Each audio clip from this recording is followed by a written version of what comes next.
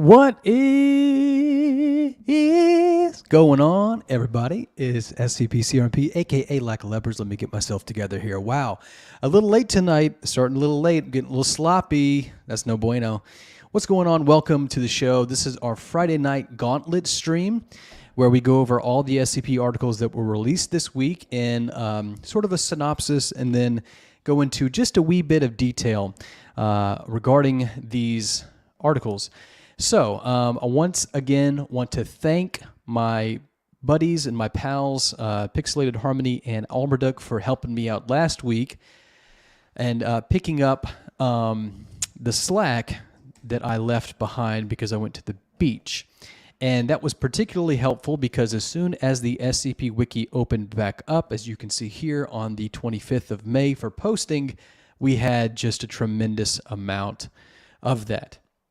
People, of course, very eager. Of course, there was a certain amount of articles that built up during this time that were ready to go after the delay. But also, I think there was an element of, sort of increased pressure. People wanted to really get their articles out there, maybe even if they weren't quite ready, just because we had been in somewhat of a drought. People were going to eagerly read these things. And people may even have been very interested in making sure that they actually get their article out there to the wiki in case something continued to go wrong on the wiki.platform, platform, in which case they may not have an opportunity to show anybody their article. So for whatever reason, for all those reasons, probably a few more, we had just a tremendous amount of articles at the latter end of last week. And that sort of continued into this week. So once we get to this week of ours, technically started on the 26th. And so at that point, we still get, more articles per day than usual. Usually you get 2 or 3 per day on average at the SCP Wiki. Here we have 3, another 3. These are the upper limits of normalcy. Actually, this is 4. This one only had 1. But then we kind of continue that a little bit. And only in the last few days have we gotten back to resetting, essentially, to the normal frequency of postings.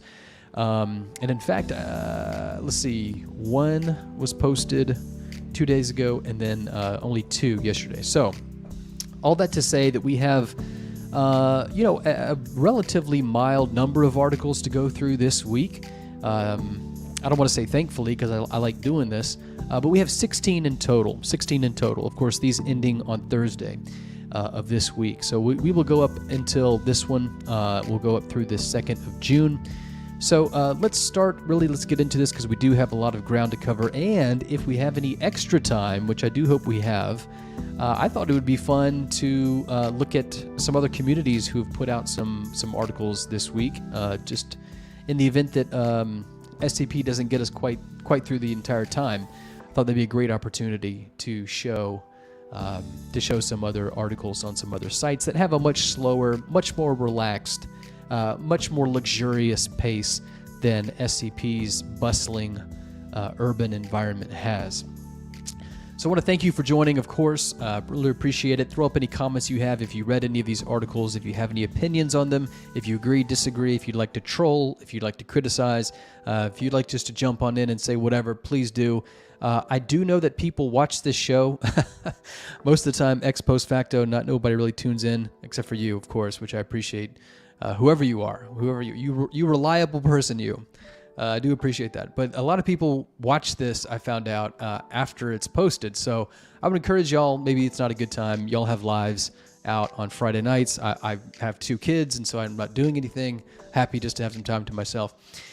So consider joining in. I think this show would be a lot more interesting if we had commentary from y'all. Because, it's one thing to hear me talk, but as we saw last week with guests, Harmony and Almerduk, different opinions and perspectives are oftentimes real joys to have.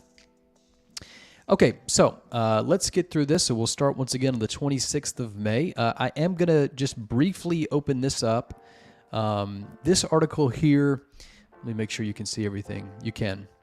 This article here, actually, we talked about last week. Harmony took this article last week. This was one that she didn't have to take, but that she did. And so we talked about that.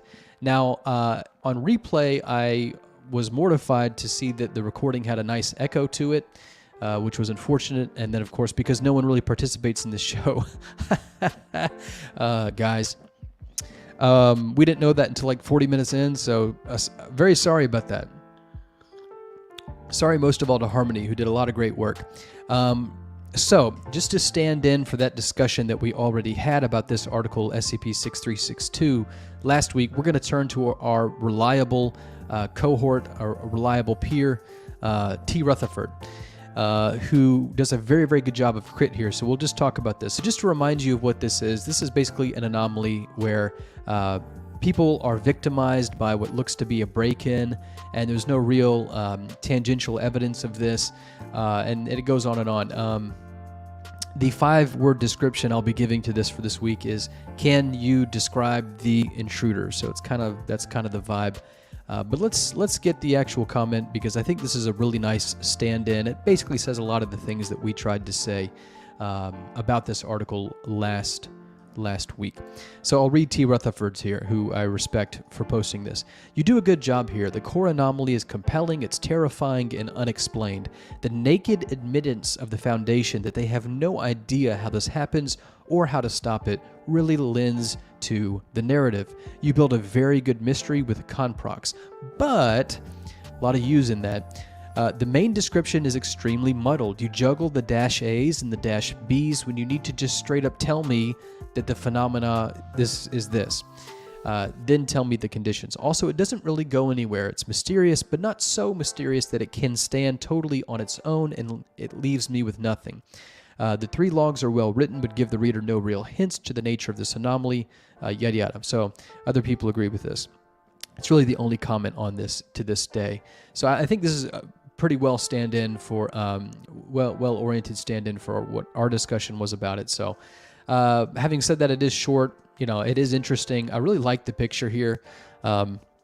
As we noted last time, I thought there was a pretty inventive use of collapsibles in this way, where you can choose to, in this tabulated format, to have the original document, which at times can be very difficult to read because of the handwriting, and a digitized transcription, which is just very clever. And I'm not too sure how they did this with the code.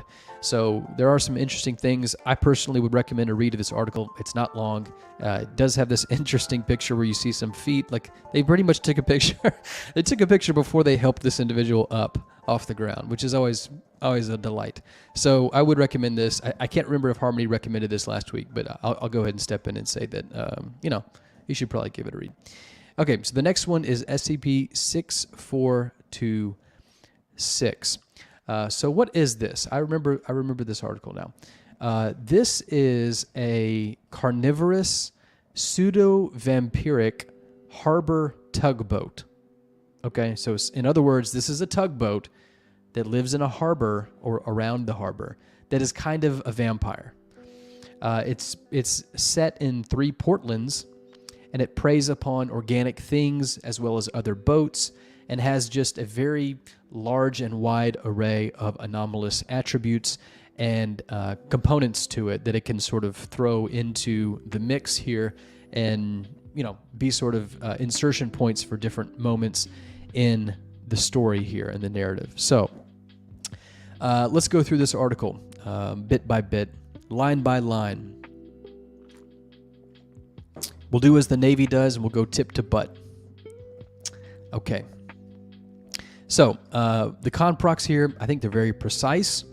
They hint at something potentially concerning, but that has been adequately contained, even though that there is a notice that the object class will be lowered to a safer one soon. So, for example, we get this notice right here: due to the efficacy and stability of the current procedures, the object class is going to be de-escalated, which is interesting because we typically don't see that. We see the opposite direction all the time. This is really one of the cheapest ways to cash in on some, really cheap, really poorly manufactured escalation of the article by throwing in a pending Euclid or a pending Keter or something like this.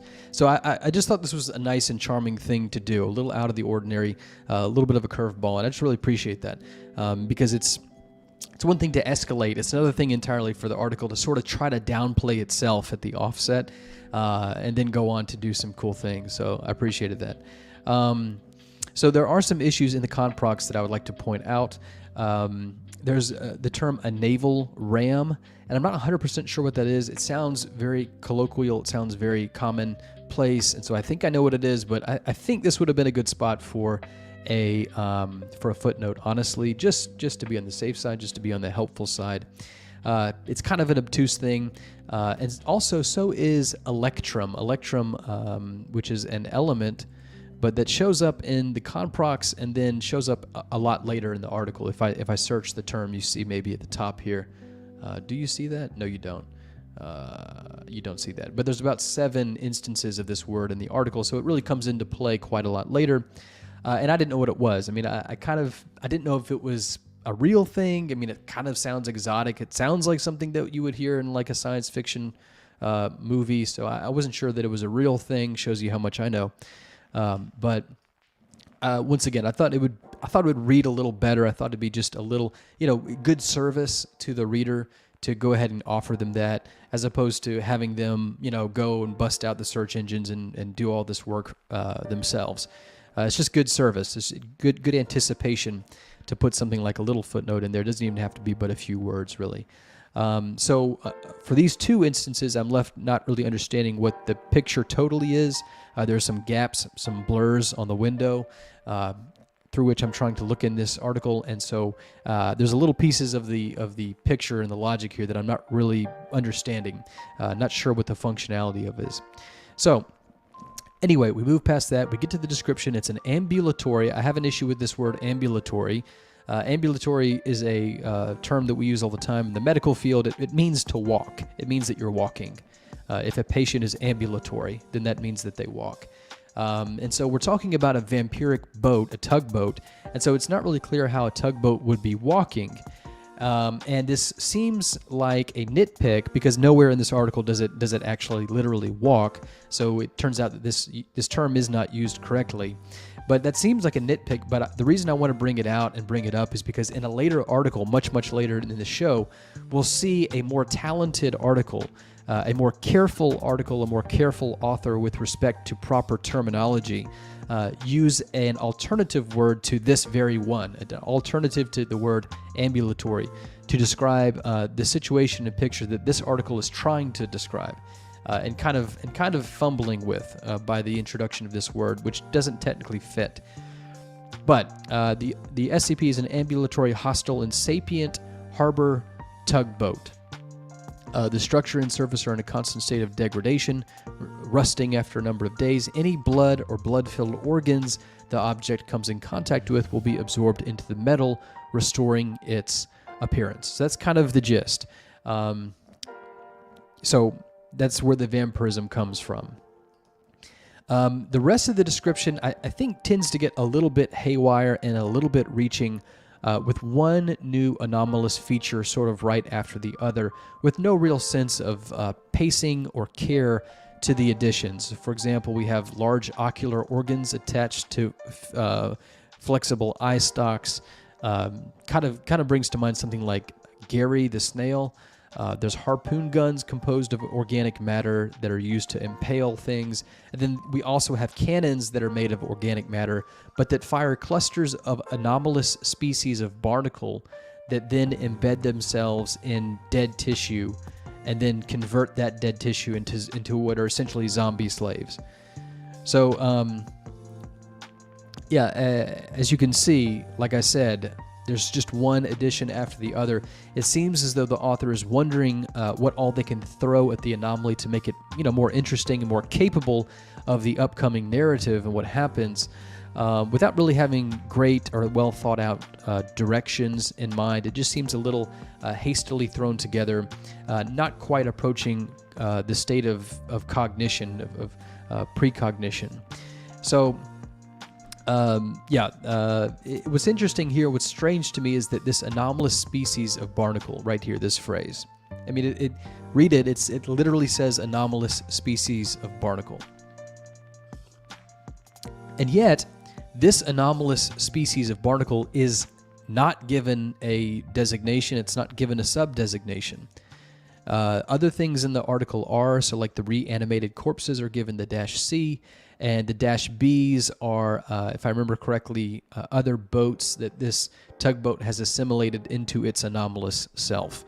But the one thing that is explicitly mentioned as anomalous isn't included as a designation. So that's just a little strange. Once again, just contributing to this curiosity, this suspicion that I have that this is not really well thought out and sort of seems to be cobbled together, just sort of like a rolling snowball, picking up whatever it is that can kind of be touched in the vicinity.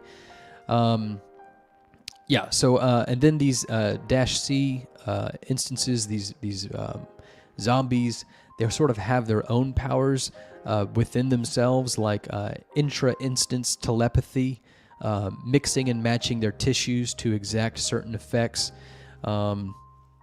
And then just a structural thing, the C designation is actually introduced and described in full before the B is. Or the A, actually. We talk about A a little bit, but the C is first introduced up here, and then the A, and then the B. So that's not really a huge deal, but once again, it's just these lack of careful attentive details that just contribute to this understanding of this article, for me, as something that's just not quite there. It's not quite polished enough in this way. And then furthermore, -A is explained in a footnote. Let's see if we can find it. There it is. So -A actually first is introduced as a footnote, and I'm of the opinion that if you're going to designate anything, that shouldn't be tucked away. I mean, this comes from an in-character, in-universe consideration. You shouldn't be tucking things like what the -A is away in a footnote. That should be part of the explicit documentation. This is something that we see a lot of, actually. So I don't know why people do this. I know because it's convenient, and for the sake of sentence structure and sentence flow and composition, you may want to exclude it. And it's kind of awkward to put it as its own sentence. I get that. But it just comes off, once again, just these little bits of just flaws, these little machining flaws that if you're looking close enough and paying a close enough attention, they start to sort of pile up and just don't give you the best impression. So anyway, these sub-designations really all sort of combine to give this really suggested, almost contrived narrative. Like, okay, we know that the eye stalks are going to come in the picture somewhere, which actually it turns out that they don't, so I'm not sure why they're there. We know that the harpoon is going to come in somewhere, and we know these cannons are going to at some point reanimate some dead tissue. And we know it's going to infect and convert other boats to itself. And then to add more, it also this actual anomaly can also affect its own morphology at will, and it can talk. So we're really piling on, stuffing the grocery cart full of things, almost like those old shows where time was the enemy, a race against the clock in a grocery store, and they just run down the aisle with their arm outstretched and just scoop everything into the cart. So that's kind of what I feel we are. There's just one or two or maybe even 3 or 4 too many elements in this already. And then after all that, like I said earlier, we don't actually get a clear description at any point in the actual description how this thing is ambulatory.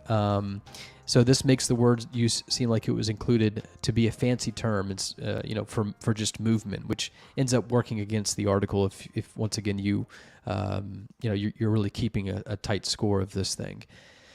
So, I mean, all in all, just through the description, I think the object is very, very busy. It's sort of like a shotgun cartridge of an idea that aims to be effective in its sheer width of anomalous properties instead of anything focused. That can be done well. I don't want to say that that's a bad thing right off the bat, but it just feels like a carte blanche session where it's like this rich shopper who just wants this and wants that, and let's add this too, just because we have unlimited money. Why not? So the anomaly comes off feeling forced and a little bit kiddish from an imaginary standpoint. Something you'd see in a bad B-list monster movie, for example. So anyway, then we get to the discovery, and the discovery sets this in 3 Portlands, which mixes the activity of the anomaly with some odd but situationally appropriate events going on in the city-state, such as protests, man-eating crabs migrating through the area, given their migratory patterns. Yeah, and it gives us a tip towards how this anomaly is sapient. It's told us that it's sapient, so we haven't really yet seen that. So it kind of hints at that a little bit when it talks about how it's co-opted these harbor boats as covert traps, allowing these co-opted boats to continue as normal boat function in their mimicry, and hints that the anomaly has been sort of premeditating this whole thing and predating the local marine life extensively. So, yeah, I mean, I think first of all, it's important to note and interesting to note that this is a port in 3 Portlands. So, that's something that's there that I pretty cute, pretty clever. I'd say the clinical tone of this, just while we're at it, the clinical tone of this is really, really good. There are some technical mishaps. The same thing we saw with the -A first being described in a footnote. We sort of get that same error again in this discovery table right here, where there's a character called Izat, I-Z-A-T-T. This individual right here. This character is introduced first in a footnote as well, and then is casually mentioned in the actual document text right here. So once again, that's just a disconnect with the information presentation. If you're going to refer to the person casually by name, you should probably put it in the actual document and not as a footnote, which technically is supposed to be truncatable. So it's the same thing as the -A. We need to put the most important information, the information that other things are, dependent upon, I think, in the actual text as well. The same thing is true for another character that is established, which is called the Gruel. The Gruel is not really introduced, but into a footnote here. Footnote 14 introduces the Gruel, and then we later get references to it in the actual documentation. So this is really a mistake, sort of a bad habit that the article makes over and over and over again, which is just a sloppy way of presentation. And it also seems as though the article assumes that we know the anomalous properties of the Gruel. So, for example, there's a line in here that says, the SCP couldn't really overtake the Gruel because of its anomalous properties, but it doesn't really elaborate at all as to what those anomalous properties are. And so once again, there's this gap in the tapestry of this article where it's like, okay, so I understand that this Gruel thing is special and is anomalous in and of itself, I guess, and it somehow uses those things to escape this anomaly, but it doesn't tell me how. It kind of gives me the sense that the Gruel character appears somewhere else in the SCP universe, probably in 3 Portlands, and that I should just be sort of aware of it. And so I think that that really alienates the general audience. It really is probably a poor compositional decision, risk and reward for authors, but it's something that we see a lot more of these days.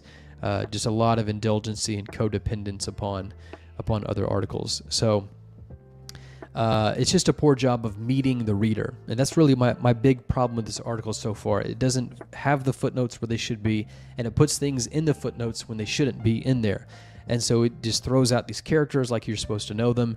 It's just a really negligent article when it comes to extending itself to the reader. So that's just something that bothers me throughout this whole article. I also think that the anomaly here is basically, especially by the end of it, which is this sort of action sequence that we get, it's kind of just like a baddie that just kind of gets you. I mean, it really fits right into any Hollywood monster movie action sequence. And so I think this is pretty hard to sustain reader engagement and attentiveness. The novelty, like I said, comes from the setting, this being a port in Portlands, that has some charm to it, but it plays out exactly like a Marvel movie battle sequence that's just sort of ADHD in its sequence of just not spending a lot of time in one place and just constantly moving and constantly swerving the camera, a handheld probably, to the next sequence. So it's just not at all interesting or compelling, I think. It really just reads like a very mundane, a very garden variety action sequence with a monster from a monster movie. And then so we finally, as we go a little longer, we get an ineffective redaction, in my opinion, with another reference to something that we probably are expected to know what it is, called Purple Harvest, that I have no clue what that is, and I'm sure other people don't as well. And then Electrum starts to be used quite a lot. We see Electrum at the tail end of this action sequence here, and it's sort of cast in the article and used over and over again as the applied phlebotomium. And if you don't know what applied phlebotomium is, here's the TV tropes. Phlebotomium is the versatile substance that may be rubbed on anything to cause an effect needed by a plot. So that's kind of what Electrum does in this article. It shows up, it's not explained why, it just seems to be a cool or mumbo jumbo, again, like the word ambulatory, to sort of sound impressive and exotic. Yeah, and so once again, we have this redaction here, which is a double whammy because we don't understand what Purple Harvest is.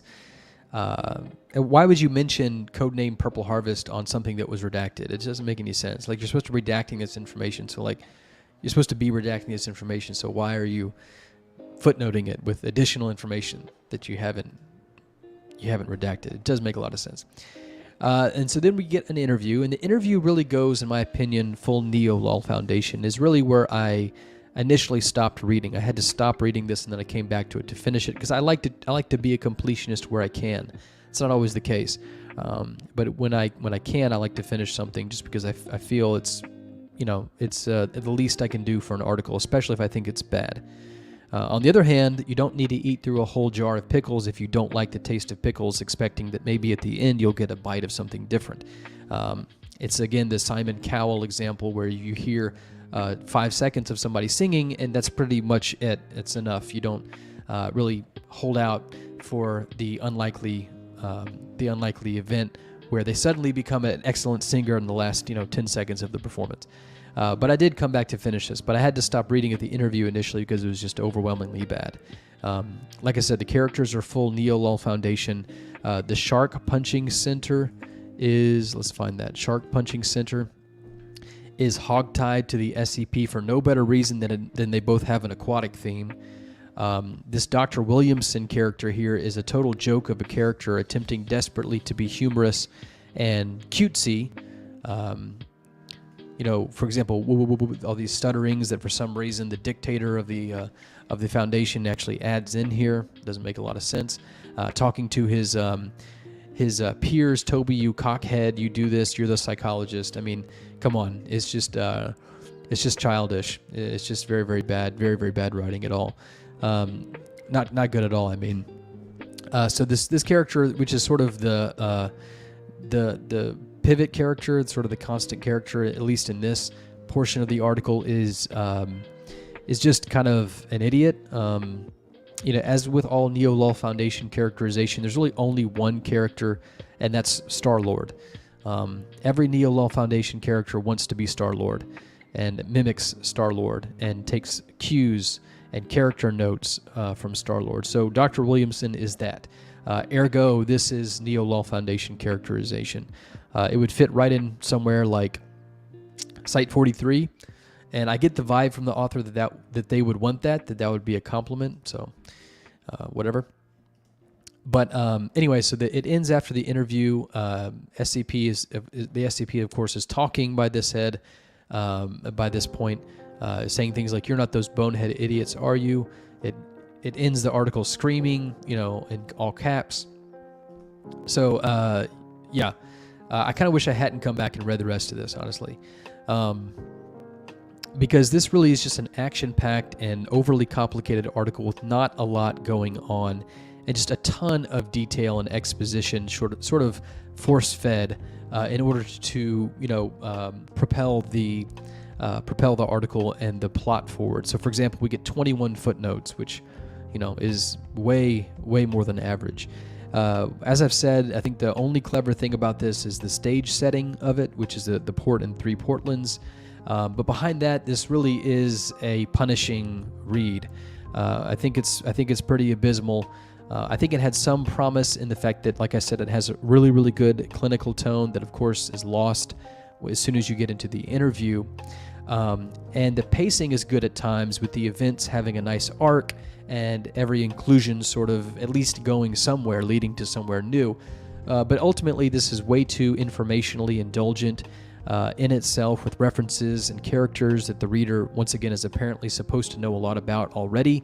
And it uses some pretty undisciplined and lazy tropes to function at all, such as the phlebotomium.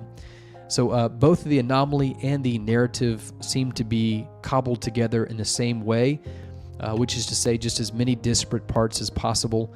Both the description and the article on the whole provide too many unnecessary details, sort of pad that sets up something through its decor and not its actual bones and structures. So for example, the anomaly has no less than 5 anomalous attributes, all detailed and very complicated given sub-attributes. And the article casts 4 GOIs, the Broken God, Shark Punching Center, 3 Portlands, and the UIU. And that's not including the recycled characters that this author took from somewhere else too. The title of the article is equally as dull and unimaginative. The title is just Vampire Boat.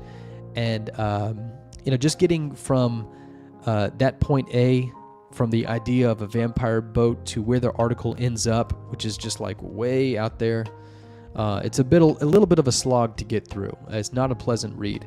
The author in the comments, I think, later states that they wanted to write an article about things not a lot of people deal in, not a lot of people write in.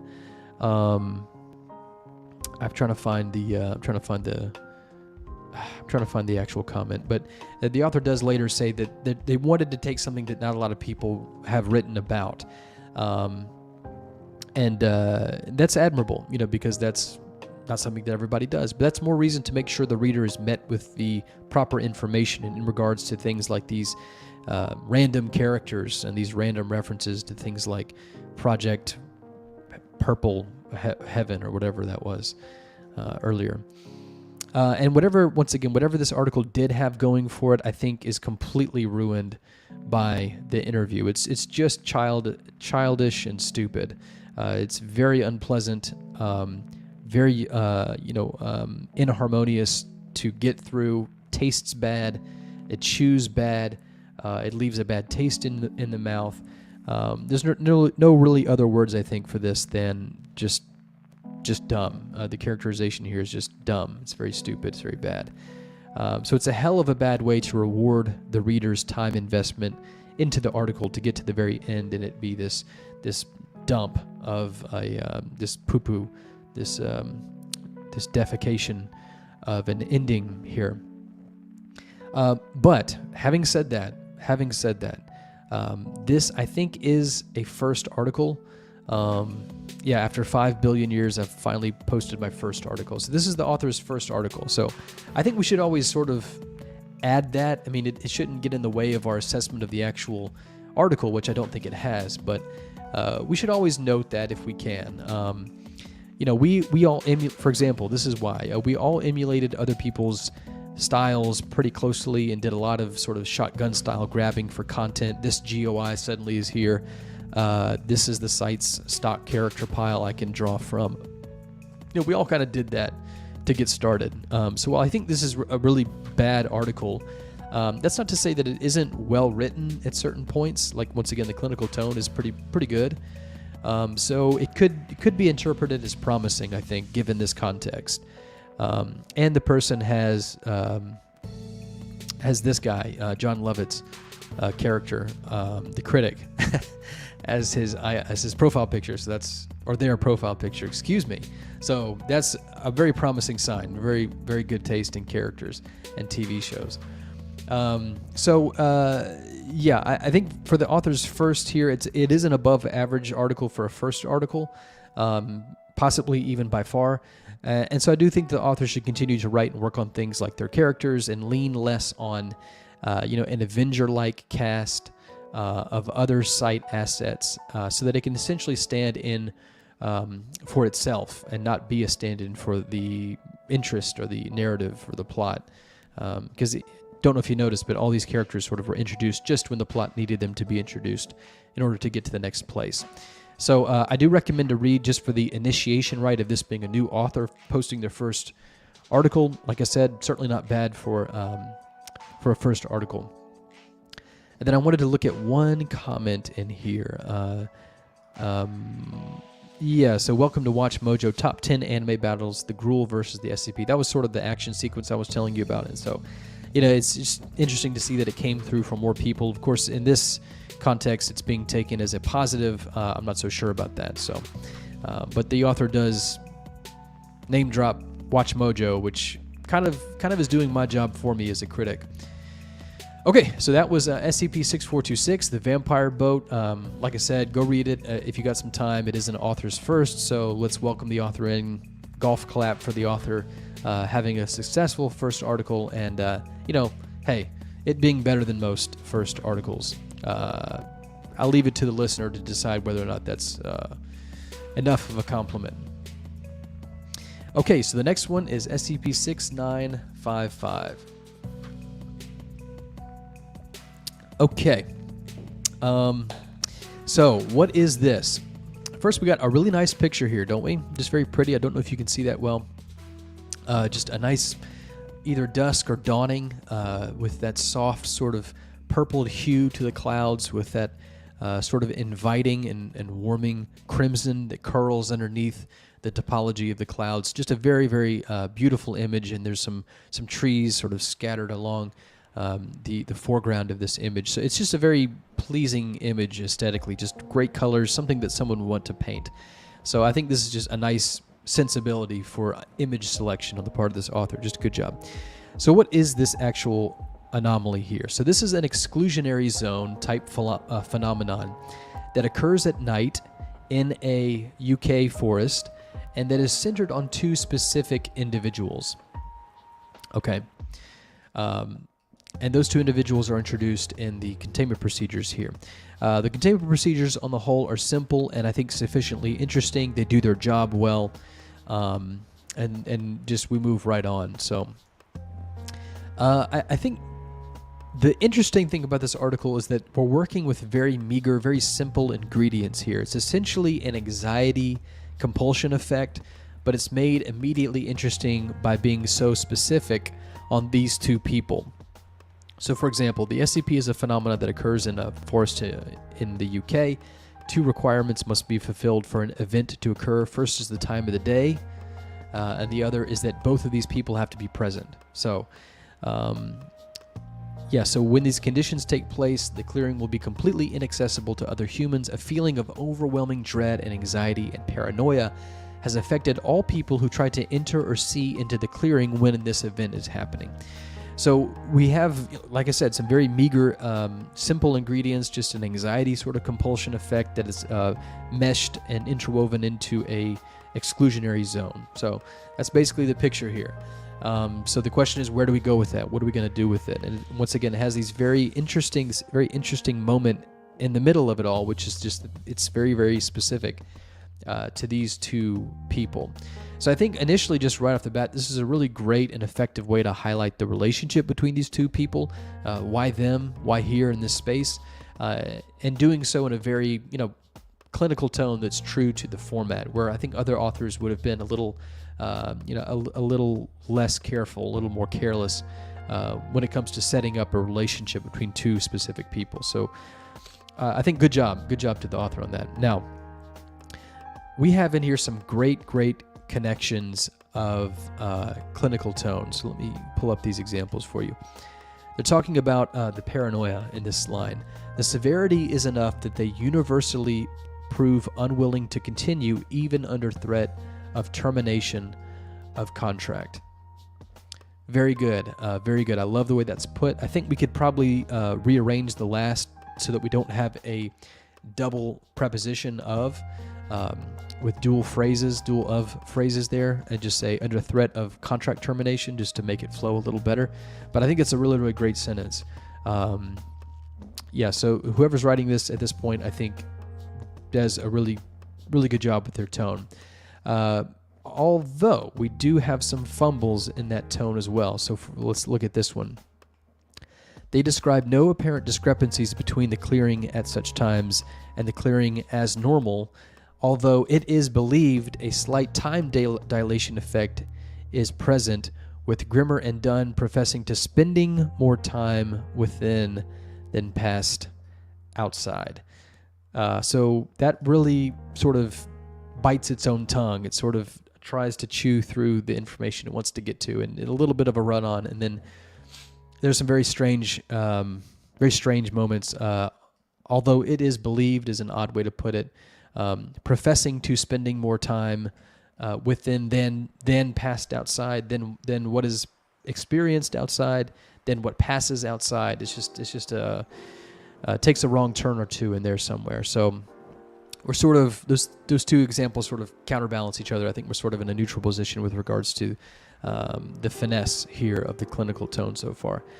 Now, there's an element of creepiness in this that comes through when the Foundation attempts to visualize the exclusion area through like video.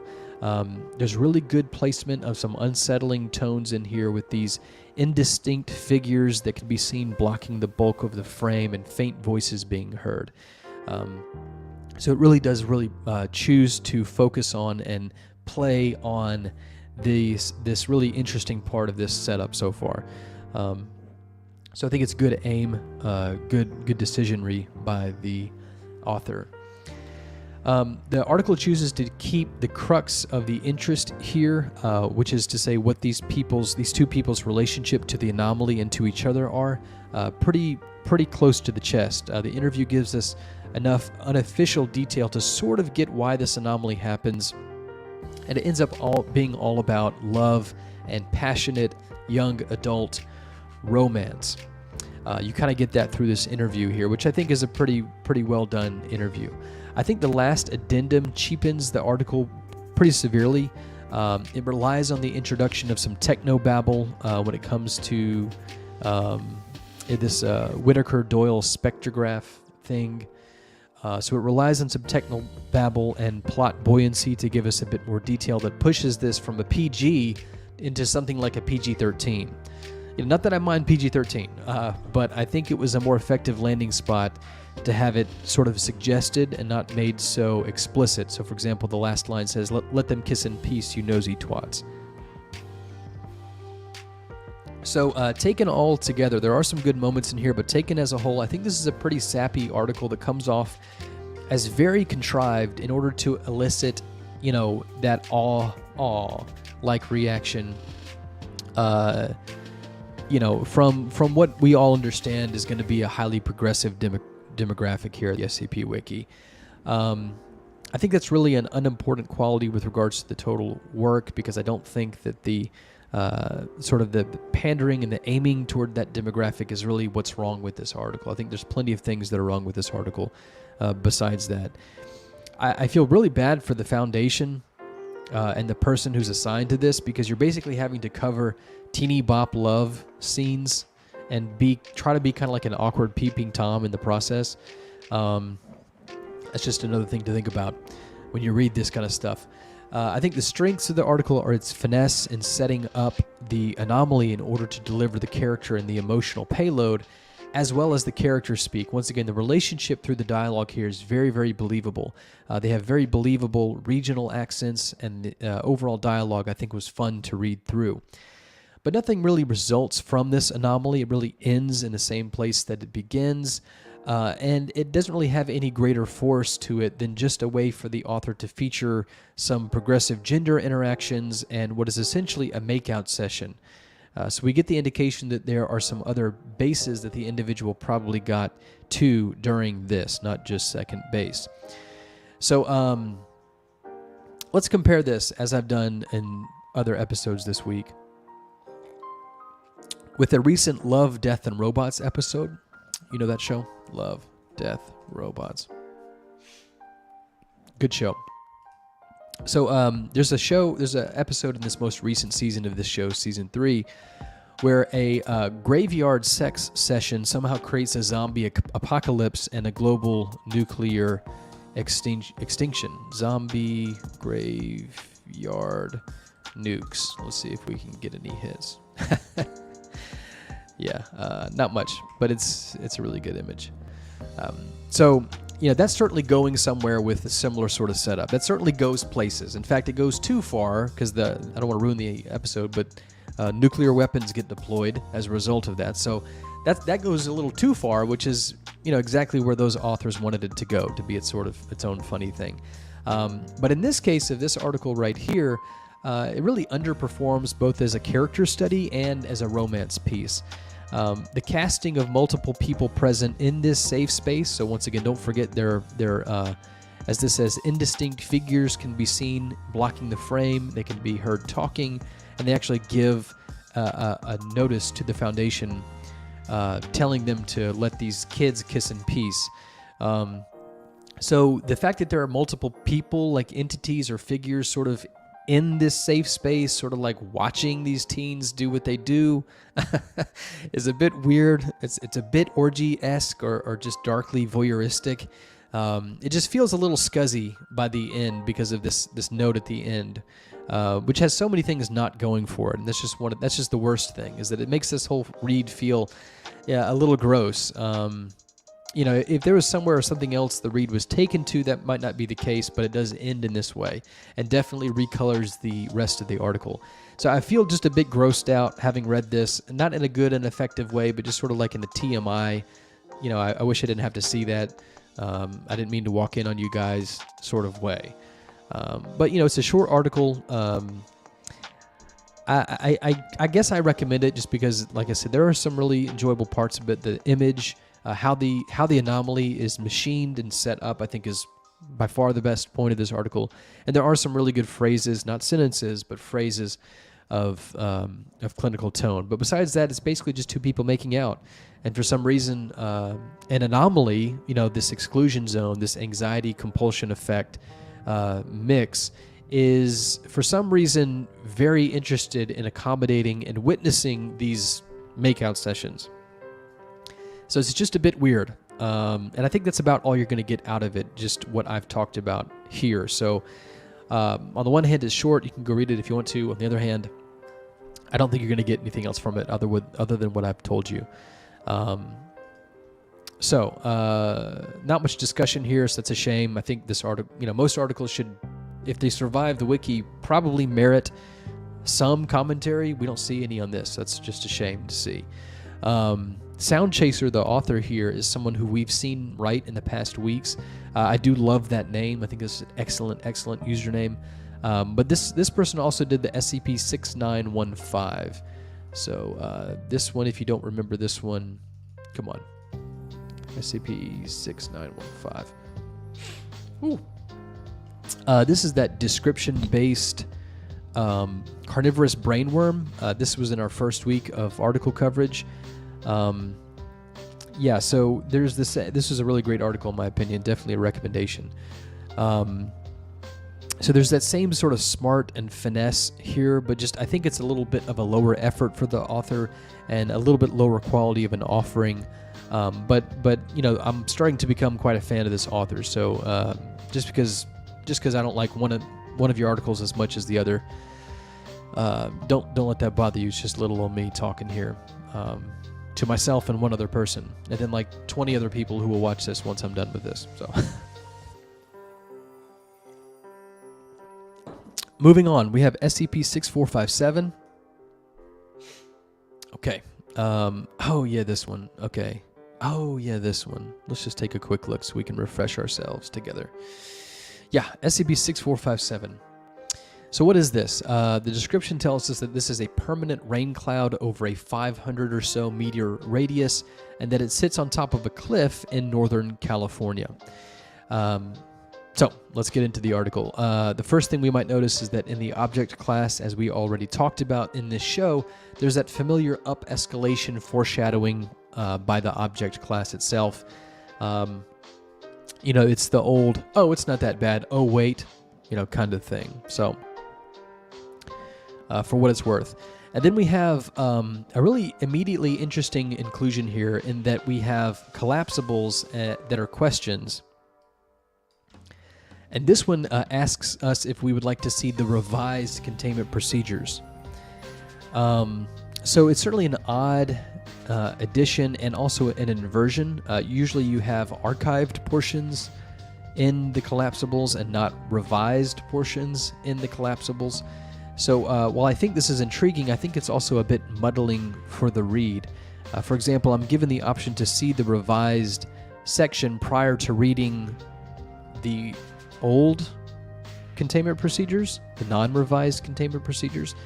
And then this ordering of collapsible, revised collapsible actual document is reversed when we get to the description. It's actual document, revised collapsible. So the design of this feels a little disorienting with some confusion. The directionality of this is not clear. I'm not sure if I should read this first and then click on this, or just go sequentially and mix up the relative standings of these revised collapsibles. It's the same feeling you get when you're playing a video game and have to choose, one way or the other, and it just feels like I don't know which way to go, kind of thing. It feels like a little bit of negligence on the author's role as a guiding architect to this article. So personally, I think this can be solved very easily. I think that these revised containment procedures should come after the legitimate, or quote-unquote legitimate, containment procedures. They should just come after the uncollapsed ones, is what I'm trying to say.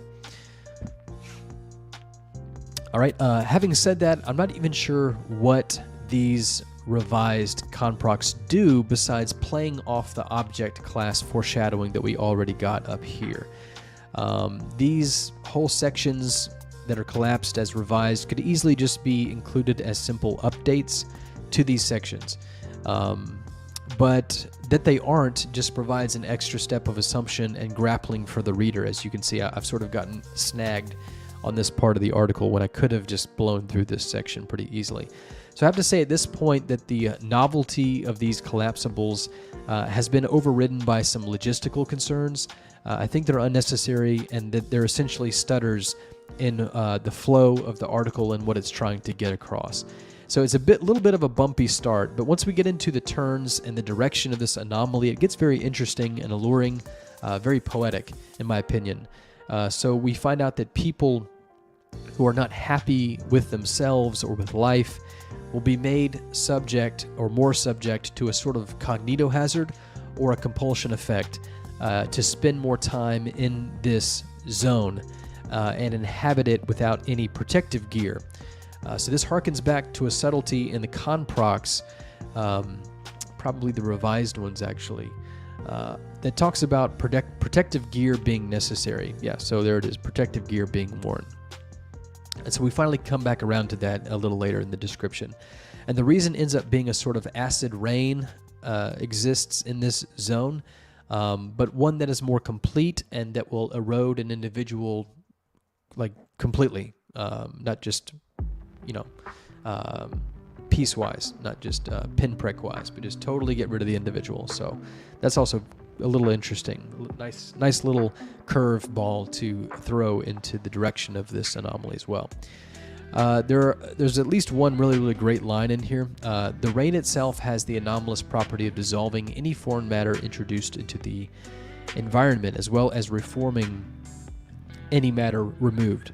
So I thought that was just a really nice and concise way to, paint that picture.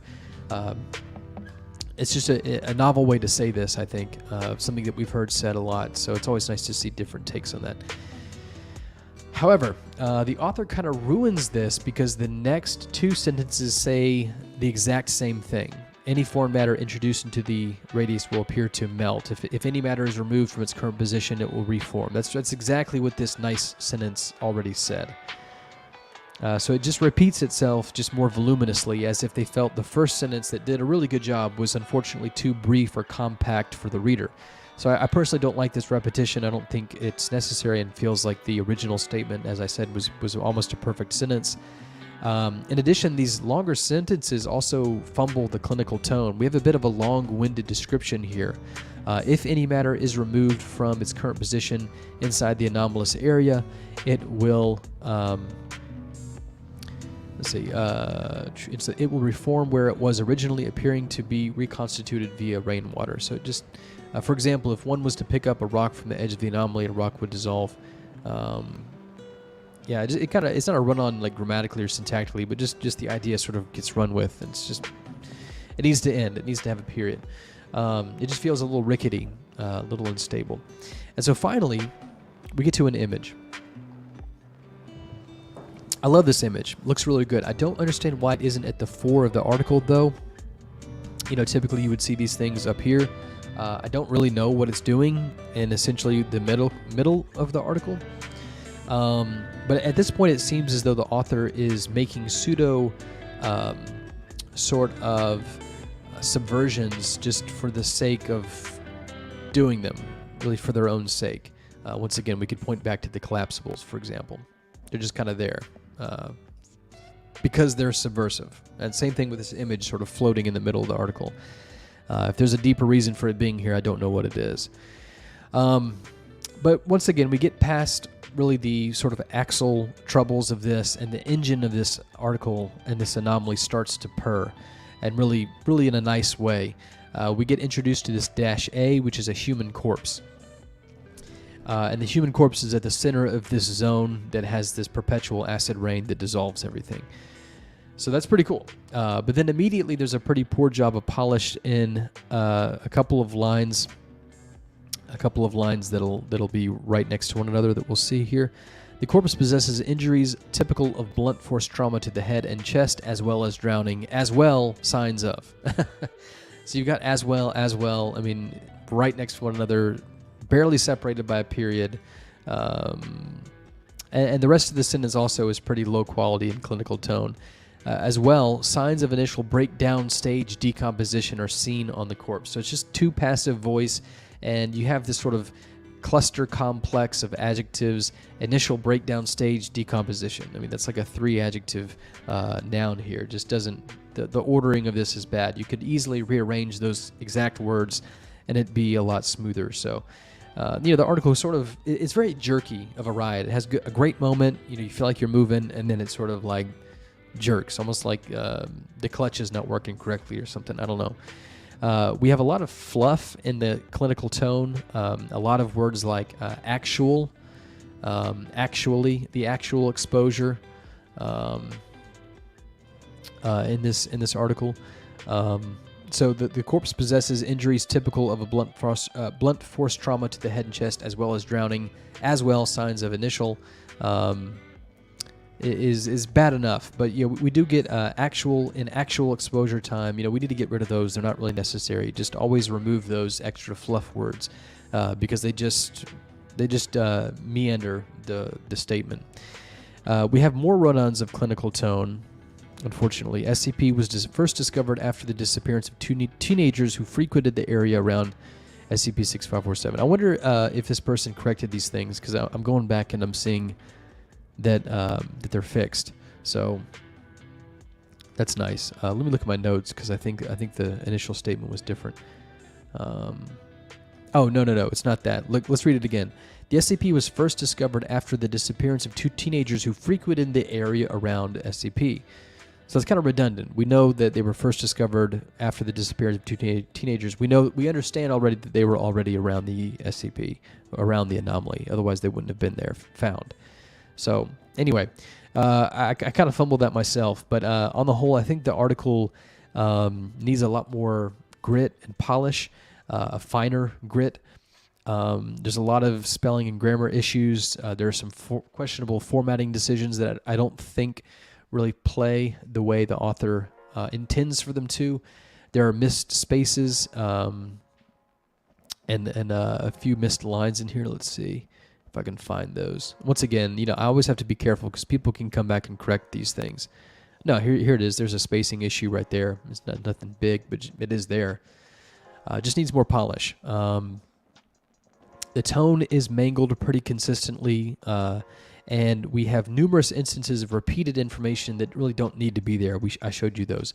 But another example of that is the paragraph immediately before the video log and in the video logs afterward, if you want to check those out. They basically just repeat information that we've already been given. So the video log incident is next.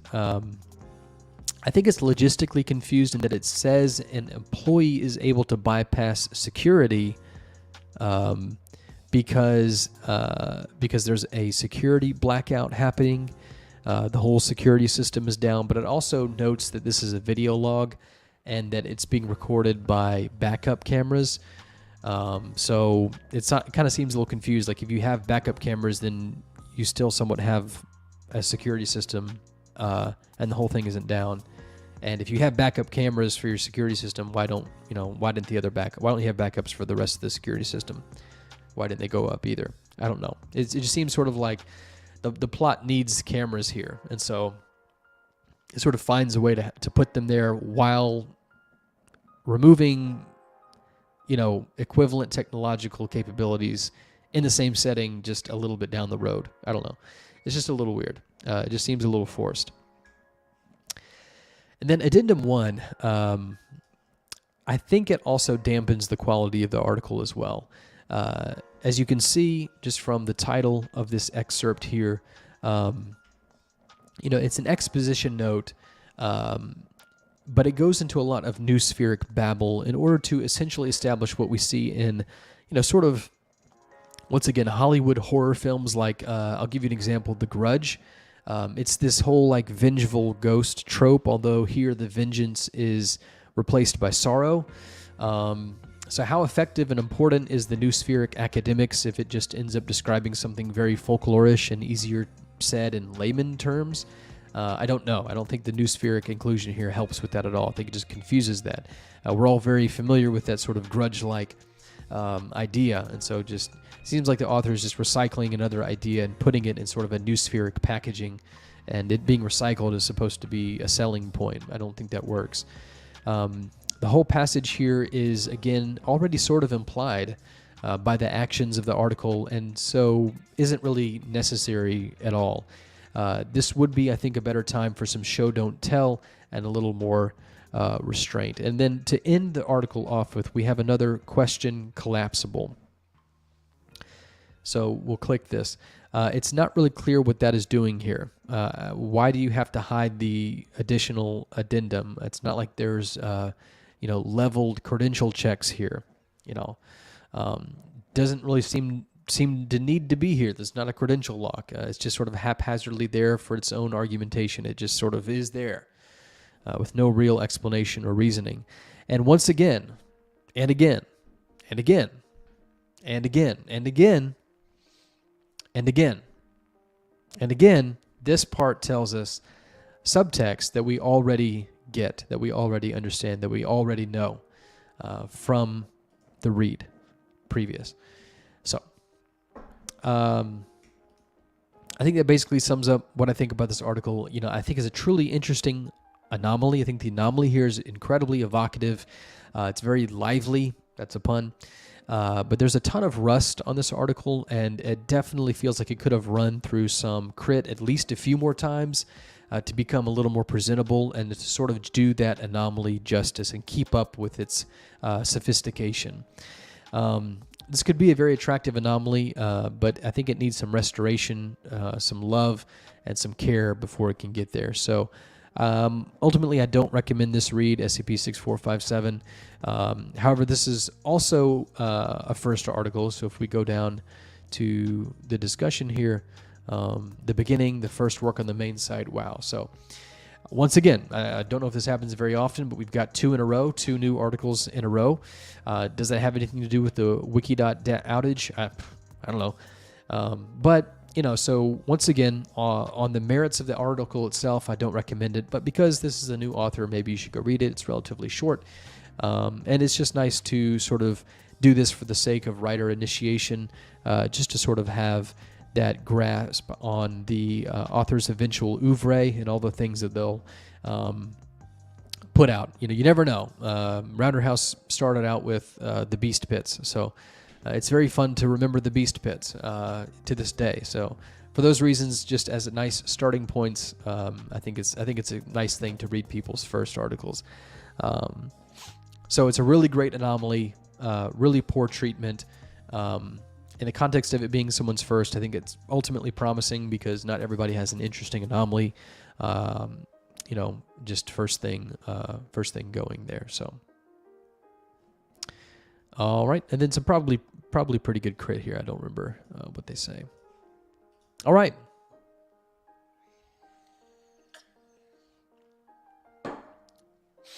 Whew. My nose is closing up. I know you can tell. Okay, so next, I want you to notice something. All these articles are very low rated, and I am the last person to put any stock into ratings, but this is what I mean when I say that the SCP just has an over inundation of articles that either aren't meriting a lot of attention or aren't getting a lot of attention, and it just ends up being a lot of clutter on the wiki. I think that the wiki would do well to sort of up its deletion threshold, for example. Instead of -10, make it -5. Make it positive. And then even more than that, honestly, I think that the more popular, the more articles coming in, the higher that threshold should move to, just as a difficulty adjustment, in order to keep the place tidy and clean and with the standards intact. We've gotten a lot of articles that just come in and they sort of just hang out and they sort of stand there, and rating low or not, they're just sort of mediocre and they sort of get a pass because they're there. And nothing about them is just like overtly awful. But each of these articles we've seen so far, this is the third one that I'm going to talk about, but that ultimately I can't recommend. And we got a lot of these this week. This is, I think, in my opinion, a very subpar week for the wiki. On the usual week, I think we get about a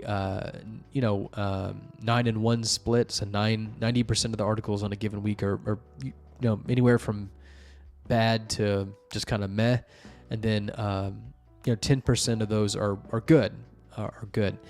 That's about where the ratio is, in my opinion. So, but this week is a particularly poor week. So I want to kind of give you a heads up. I'm going to be pretty negative this whole time. I try not to be, because I think a critic is only as good as they can be positive and praiseworthy and praise giving to something. So I really am trying my hardest. I really do want to praise these things where I can see them praisable, because that's really the hard part. It's easy to talk about why a bad article is bad. It's hard to, do a sort of surgery and excise and isolate moments in these bad articles that might be kind of good. So that's what I hope I'm doing. But just to kind of give you a heads up, most of the articles this week I end up not recommending. I don't think they're good. For a lot of reasons. But at the very end, I think we got like 2 or 3 that suddenly, maybe 2 actually, that are just like, wow, really, really good. Okay, so let's move on. We got a lot more ground to cover. So this is SCP-6329. What this is a termite mound. You can kind of see the image here of a termite-like tunnel, I guess, dug through some sort of dirt and rock. So this is a termite mound that is exceptionally large. It's also impenetrable and structurally advanced the more you go in. So the further you go into it, the more modern day the construction of it is, until you get to a modern day office building in the severe depths of this thing. So the Conprocs, they're really kind of Lego style. They really spell out. What I mean by Lego style is they sort of are just one little block on top of one another of tired ideas that other people have done, and just sort of the expected things that you might bet are in sort of mundane containment procedures. But they sort of spell out exactly what we're going to read. And while we're here, that's one way to not do the containment procedures very well. On the one hand, containment procedures are supposed to sort of foreshadow and sort of suggest and hook the reader and sort of set the stage and introduce some of the climate and the weather, the overall sort of vibe of the article. And I think when you don't do that, it's just as bad as when you over-explain everything that's going to be in the article, such that really once you read the containment procedures, you kind of got everything that there is to get out of the article. I know this intimately because, what I do for these articles is I try to attribute 5 words to each. And often in a bad article, I know it's going to be bad because at the containment procedures and maybe, 1 or 2 lines of the description, I know everything that I need to know about the article. I can write that 5-word summary, and that 5-word summary sustains itself through the whole read. Nothing really changes. It's really bad. It's a really bad article, I think, when I can do that in the conprox. And that's kind of what happens and happened with this article. So everything in the containment procedures basically tells you everything that's going to happen in the article. Not in a good way, not in like a magic trick way where it's like, hey, I'm going to cut this woman in half. And it's not the lack of knowledge about what's going to happen that's the impressive part. It's how it's done, how you get there. But that's just not the way in this sort of setting, and certainly not with this article. It just tells you what's going to happen, and that's that. So when you're writing effective containment procedures, you should give enough information to sort of egg on the read, a hook, to make it interesting and stand apart. But on the other end of that extreme, that spectrum, the other extreme of that spectrum, you shouldn't explain everything in the conprox. That's a bad move, just as bad of a move. Okay, so as I said, the SCP is a colossal termite mound located yada yada yada. The construction of the structure appears to be a mixture of soil and termite saliva. So this article suffers from appears infestation. So appears shows up all over the place. Once in each of the first 3 description paragraphs, the phrase "appear to" is in another shows up another 6 times in the article. So you can't see this right now, but I just Control F and typed in "appear," and I'm getting 9 hits.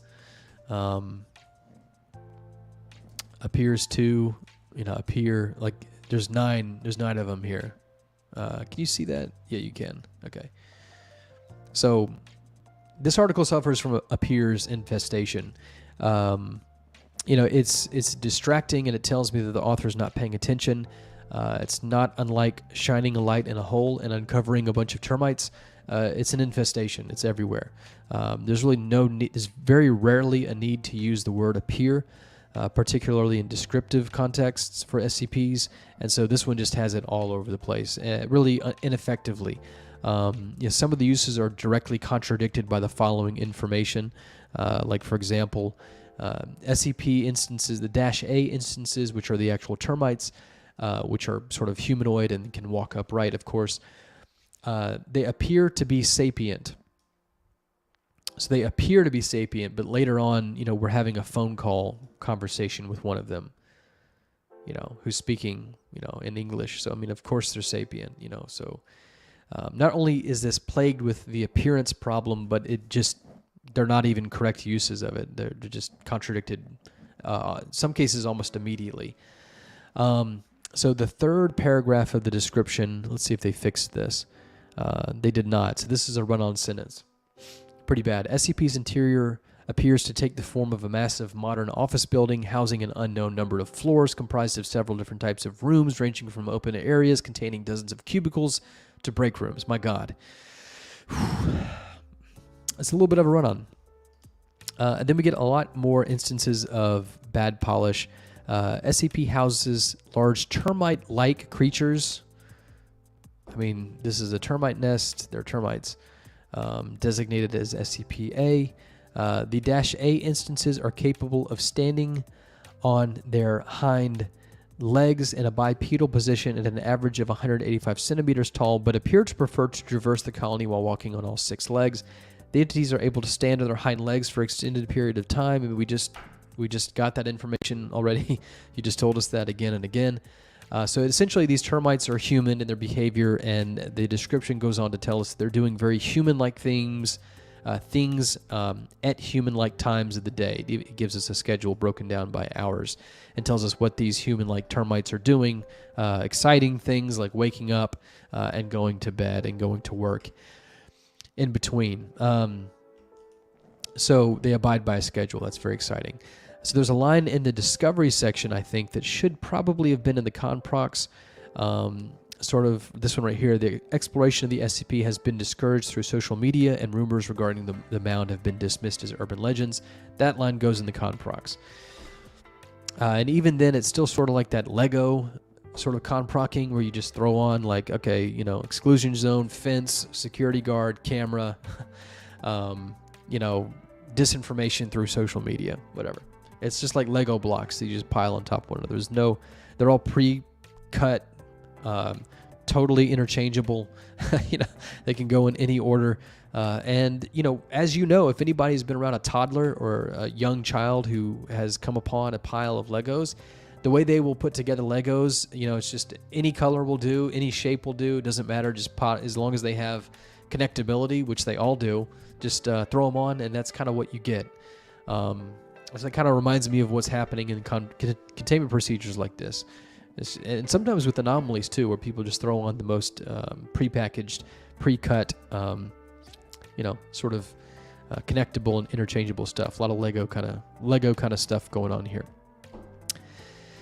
So there's a line in here that betrays what I would call a stark amount of non-understanding regarding top-level domains. So we get into this section. Dr. Kuhn determined that because .might is not a valid top-level domain, both the website and email addresses were impossible to access. Now, I don't want to come off as like a know-it-all, some sort of nerd or like elitist, but that's not true. The author doesn't know that there's something called decentralized domain names, where the necessity and intermediary of a valid top-level domain no longer exists and is no longer necessary, and through which you can create any top-level domain. You can create whatever you want, whatever you can think of. I've done this. I've created a .confic, so that's there. And then you can even do it with emojis. You can do heart emoji. You can do pickle emoji. I mean, you know, there's really no reason why those things should be restricted, except for ICANN, which of course is the centralized body that governs what you can make, and that will rent out sort of feudal land style URLs to you. Whereas this more decentralized way of top-level domain management, you own the actual top domain, as you probably should, as it probably should be. So anyway, that's just, I thought, an unfortunate moment where the author doesn't know that we've really moved on from top-level domains. It's just that we have to wait for everybody else to catch up because diffusion takes some time. But it's already here. It's already here. Okay, so back into the article. The pacing of this is terrible. Like I said, the conprocs already give us everything that's going to happen, so the pacing is essentially ruined by the containment procedures itself. And then later we're told those same things, just filling in slight details, not enough to make it interesting. This makes for a very, very boring read through this article. Most sections, like the schedule or the discovery, they don't really add anything and feel like filler. The incident itself right here in this box moves the story along just a tad, but it's so uninventive and unexciting that by the time we get to the phone call transcript at the end, something that I uncollapsed here, you know, I'm not even interested in clicking on it, honestly. I firmly believe that introducing a talking termite into this article by this moment surely is not going to make it any better. And that's kind of exactly what we get with such choice lines as this other voice. Well, what am I? Well, if you want my answer, I'm a hard-working mother of 73. But if you want the professional answer, I'm an Eastern Subterranean termite. Dr. Kuhn, allow me to get this straight. You're a termite and you can talk? Whoa! Voice 2, laughing. Maybe a bit too much. Yikes. These are bad lines. You know, there's really no other way to say that. And, you know, if you don't see it, then you can't. You won't. And I just want to maybe allow this section of the article to sort of be its own critique. So let's look at a few lines here. Sir, we sell property and furniture. Dr. Kuhn says, I see. Interesting. And then the voice says, is it? That's kind of what I'm left with asking here my thoughts exactly. And then the article goes on. This is a really painful interview to get through, and it sort of ends drably and without any more interesting place to go. The other end sort of hangs up when the person says they're human, and that's really the end of the article. So this is a short read, even with all the collapsibles unfurled. But like I said, like I warned you, I don't recommend this read. I don't think there's really any benefit to reading this. It's really an annoyance of an article, in my opinion. The only potential or intriguing or useful element to this is the gradual modernization. The deeper you go into the termite mound, I thought that was pretty interesting. But that doesn't really come back any to be played with. I mean, we essentially look at a schedule. There's people who are exploring it, but not much. We find some business cards in there somewhere, and then we end and spend the rest of the time in a phone call, which could take place anywhere. And so that only interesting thing about this article is completely left on the shelf. It isn't really opened, it isn't really used, it isn't really utilized, and it's just kind of, oh yeah, it's over there on the shelf, and it's not really nothing is really made from it. It doesn't really come back in any way. So there is one comment in here I'd like to read. Radioactive Rads, I mean, just what a great critiquer. Shows up all the time, has really, really poignant things to say, very accurate things to say, does a really, really good job of crit. And Rads says, I like the idea here, but I feel like it can be expanded more or made more interesting, because right now all we got here is some talking termites who work and sleep in their own place of work. Although the last log was interesting towards the end, it wasn't enough to carry the article.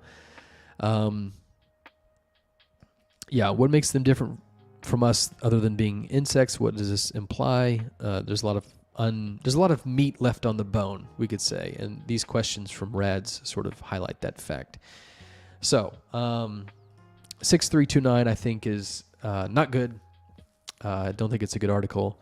I don't think it's worth your time. And quite honestly, I think that in an ideal world, no offense, this would not be on the wiki. It would be recognized as non-contributory and gotten rid of. But this isn't that world, so. All right, SCP-6778. We'll do one more, and then we'll take our break. A little bit of an intermission. I get a refill of water. I take some Afrin and shoot it up my nose because it's closing rapidly as we speak. I'm getting very nasally. I guess it's the fabric of this microphone cover or something like that. I don't really know. Okay. SCP-6778. Interesting image here. Look at this. A photograph of a M-type giant star located in a distant exoplanetary system. The light emitted by the star was recorded to travel 0.8% faster than the speed of light. So that tells you a little something. The ACS is interesting, I guess, with a pending containment class, so we're sort of entered into this indeterminism when it comes to the setting of this article. So we get just a very ethereal, sort of like weightless vibe from this article right off the bat. It's a nice image. Just to briefly explain what this is an anomalous phenomena where all universal scientific laws have begun deteriorating in their absoluteness, which is a really, really interesting anomaly. Just a very creative, very thoughtful, very out there, but very, okay kind of anomaly. I think it works really, really well. So the containment procedures give us really a continuing sense of this ominous activity and this foreboding sense, as if something impossible to stop has happened, and it's just a matter of time, and we're all sort of just waiting, to die. The con procs are brief. They don't waste any breath getting to what's important. And once again, as opposed to the last article, they tell us enough to be interested, but don't lay out the entire blueprint of the article for us right away. So, it's an interesting idea. Because usually an anomaly is considered somehow to be a peer of something like a scientific constant, right? I mean, they don't really interrupt or bother each other, but they're independent from one another at the same time. So this anomaly is a little creative. Actually, it's a lot creative. because it brings the animality into the fundamental laws of physics itself. This has been done before. Obviously, this is not brand new, but I do appreciate sort of the polarity of the setup here and of the design of this anomaly. I think it's really cool. So this anomaly brings the anomaly into the fundamental laws itself. And then it's interesting also that this casts the crucial role of something called a regulator. So here it is both in the containment procedures and in the description. It's this proper noun capitalized regulator, which is sort of seems to be a more scientific term for something like a god or some other supreme omnipotent deity. And it ends up feeling a little more like the Matrix's architect, if you know anything about the Matrix architect.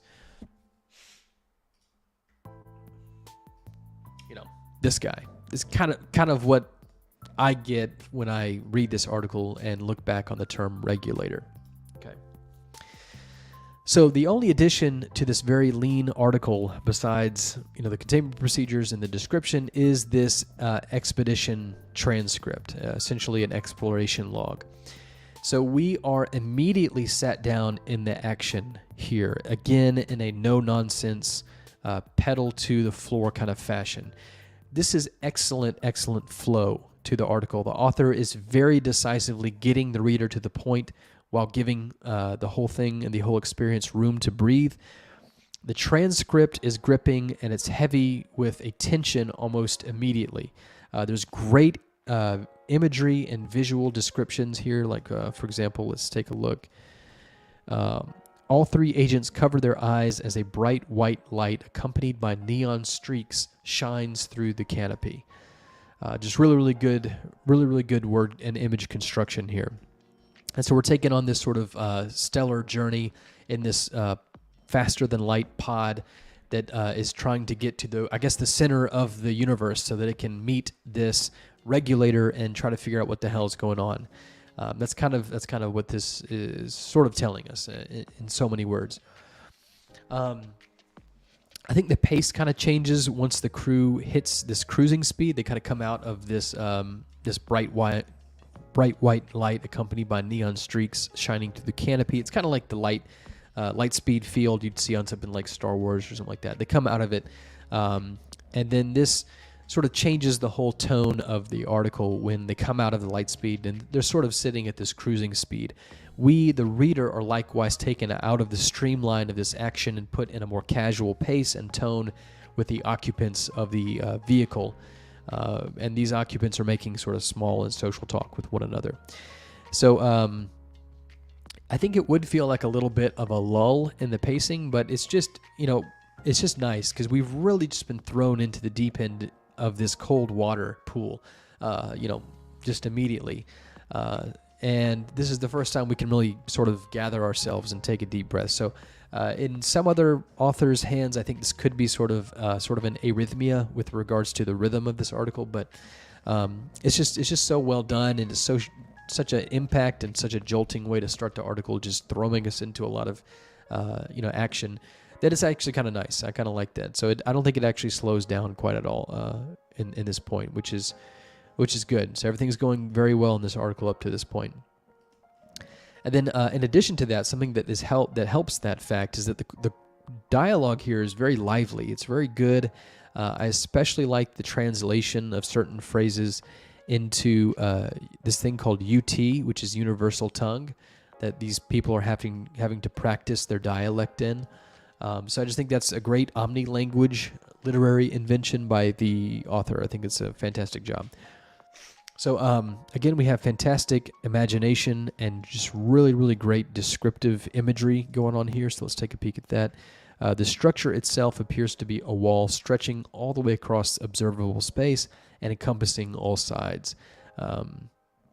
Constructed from a metallic surface with an immediately apparent artificial design, a single opening in the wall emits a strong beam of light. The craft moves towards it. Just really good, setting in the present tense sort of writing. I love it when articles and writers can pull off the present tense, especially with respect to action. This is just doing a fantastic job of that, hands down. So we end up meeting an unexpected person, an unexpected character, a little bit of an old switcheroo. So they're trying to find this regulator, and instead they come across somebody else who in this dialogue is called unidentified. So a little bit of a switcheroo there. But again, throughout this whole thing, we're treated to great imagery through descriptive language. And so the dialogue in this part is a bit campy. It's a little too aware of itself as fictional dialogue and hugs tightly both cute and campy into sort of a face smoosh of a picture. But the interaction reveals two things that could be the root cause of this anomaly. So first of all, the regulator is gone, and an attempt to stop this unidentified character maybe cracks the universe to where the reality stability is faulted and it's failing and it's sort of maybe leaking out or something like that. So yeah, this is a really entertaining. I mean, it basically ends after this log. Once again, it ends on a little too cutesy of a note. Shit, end log. I mean, that's just so unrealistic as it is. And obviously, the author is making compromises with the sort of haha reaction they want to invoke in the audience, and is sort of ignoring the more important things like in universe, in character believability in order to do that. So I mean, I there are moments on this that are a little soured and that really flirt with some of the worst writing on the site, the worst styles of writing on the site. But ultimately, the article is so good at everything else it does: the pacing, the action, the description, the imagery, the anomaly, this feeling of weightlessness that accompanies the whole read. And the directionality of it, the focused directionality of this, are easily compensatory. They easily outweigh any of this marginally bad dialogue and decision making on the part of the author on this last part here. So it's so whizzing, very intriguing, very entertaining. It's not whizzing, excuse me. It's whizzing by. Okay, it's kinetic. It's not whizzing. But this is just a really entertaining and intriguing little piece with some really good characterization behind the campy, sort of plinky, sort of Marvel, sort of Star-Lord, sort of Guardians of the Galaxy sort of dialogue going on here. There's some good characterization happening. Just really competent, well-written dialogue. It's very imaginative, and I like how it thinks on a very large scale, but has the charm of this immediate, very human interaction. Definitely worth a read, this one. This is our first article that we've come across today that's just really, really good. I think 34, is fair for this article. I think it probably deserves more attention and more love. Although the reasons that I would think that 34 is not necessarily an inaccurate rating, I'm sure is not the same reason that the rest of the voting demographic at SCP thinks. They tend to like that sort of cutesy, campy sort of dialogue that I pointed out. So this is written by Jack Waltz, who is quickly becoming one of my preferred authors to see. They did SCP-6246, which I cannot type tonight. 6246. Man, I just missed it. Stay with me. 6246, baby. Seeing the Sunset. And this was one of the recommendations a few weeks ago. Really, really well-written article. You may remember this one. Really good stuff. And so while 6778 I don't think is nearly as good as that, certainly isn't quite as impactful. It really has that same sort of physique. It really has that same sort of muscularity and that personality as 6246 does. So I definitely recommend this read. I think it's pretty well received. Unfortunately, some people don't have it. The ending doesn't do it for me. I like the concept. The end feels like random for the sake of being random. That's kind of what I was saying, so I agree with this person, actually. With how the joke is set up, I'm more interested in the mystery of all the weird stuff than laughing at the absurdity of the situation, which doesn't help how the ending is sort of a cliffhanger. So I really think these are spot on.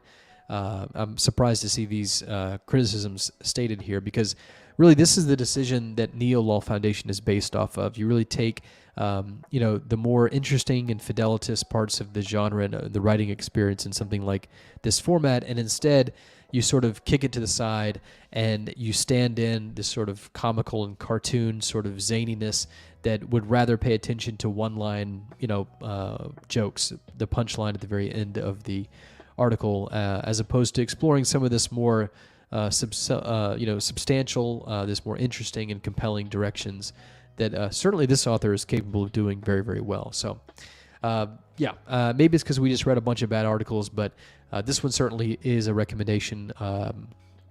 Not perfect, but the best we've read so far, I think, and certainly really good. Okay, so we've been doing this for about an hour and 30 or so, so we will take our typical intermission here. I need a second to breathe and get another drink. So we will do that. I'll be back in about 10 minutes. I think that's fair. Y'all can get a drink. You can get a sip of water. And, of course, if you're watching this after the fact, this is meaningless. You can just skip it. So let's benefit the people who are here in the present right now. Let's take a little bit of an intermission, and I will be back at about 20 on the hour, so 20 after the hour. So it's 9:10 PM CST here right now. I'll be back in about 10 minutes, 9:20, and I will see you at that moment.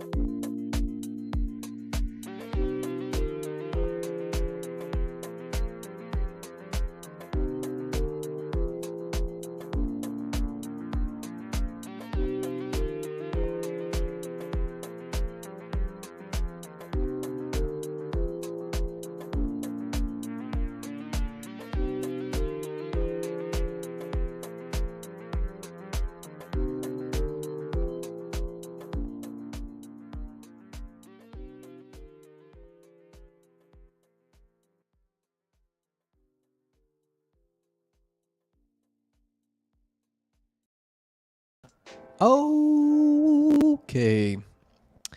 And we're back, and I feel great. And I got something a little zesty, a little zingy to keep me awake and alive. Okay, so let's get right back to it. Thank you so much for taking that break with me. Thank you for hanging in there with me. Now, let's get back to it. We still have a lot of work to do. This is SCP-6875, moving right along. This one, by the way, when I first came across this earlier on in the week, wasn't loading. It was a blank page, just white. And this is, by the way, something I don't know if you've noticed, but that Wikidot has been doing ever since the dev team came back, and fixed the issue, the outage.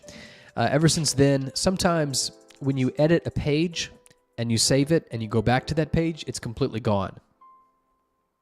So we've all been victims of and are very aware of that thing on Wikidot where when you're on your sandbox and you save and edit and it doesn't actually change the page and you have to go back and you revert it because it did save it, but it automatically reverted to when before you saved it. Anyway, this is like the next level of that. It just blanks an entire page. The code is still there. All the information is still there. It's just you can't see it, and you have to go back in and do something to bring it back up again. So it's nice to see that this article is back up because it would have been a lot more difficult through the Wayback Machine to get into this article. So what is this? What is this very, very pink-looking article? This is a cave. Basically, this cave served as a containment facility for prehistoric culture and prehistoric anomalous artifacts. So immediately the first thing you see are just an immensely bold and garish CSS treatment with all headers and flourished text given in a radiantly hot pink, unapologetically hot pink. The same is true with highlighted text, because I highlight a lot of text, and so now we're looking at pink highlighter is what I guess this is going to be called. It's just very distracting. It looks like a slightly safer to view version than that of that girly girl CSS theme. I think everybody knows what I'm talking about, just highly pink. The font was custom as well. It looks like they changed that, but the A used to have like a little gap in it that looked like a star. And so I'm happy to see that they've changed that because it just looked really, really bad, particularly when the uppercase A's got a little smaller in the font size. Made it look like there was this childish sort of star cookie cutter cutout embedded in the middle of the letter A. Why this is a good thing, why this CSS is a good thing, I don't know.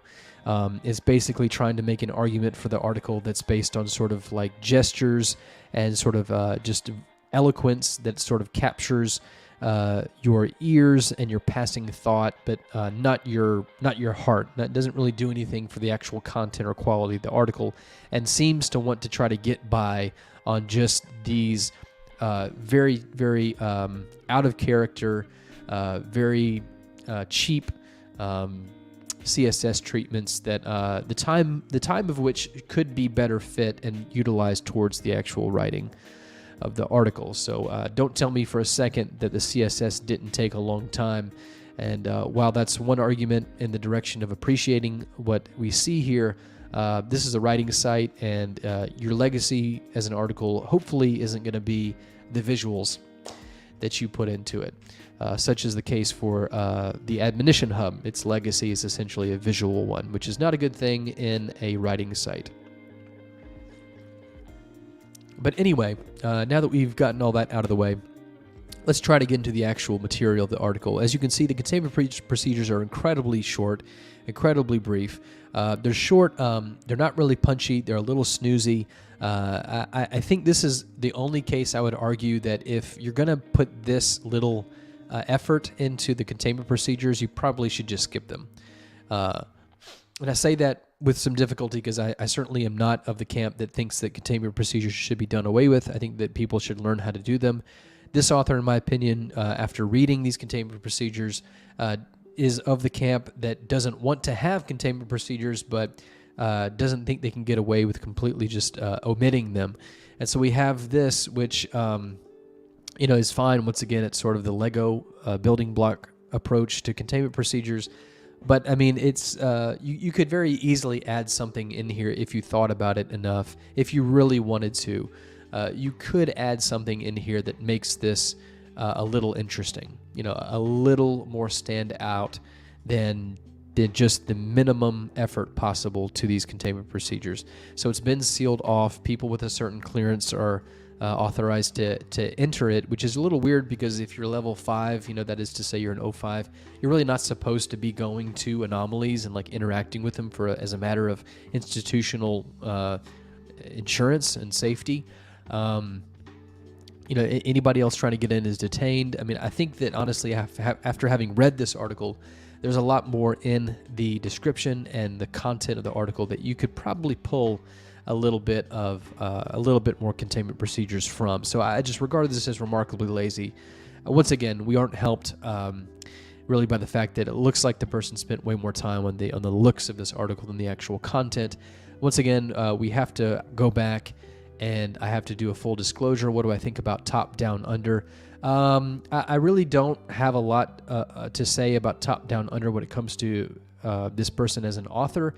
On the Twitter, I believe Top Down Under insulted our community, the Society for Containment Fiction, its Discord, and or the Confic Magazine or Confic people in some capacity. I'm not 100% sure on that, but I do know that Top Down Under had some unsavory things to say about us, so I don't really care about that. That's really making a mountain out of a molehill. If I cared about what people said about us and me, I wouldn't get all this work done. So I really don't care about that, but that's just what I think about Top Down Under.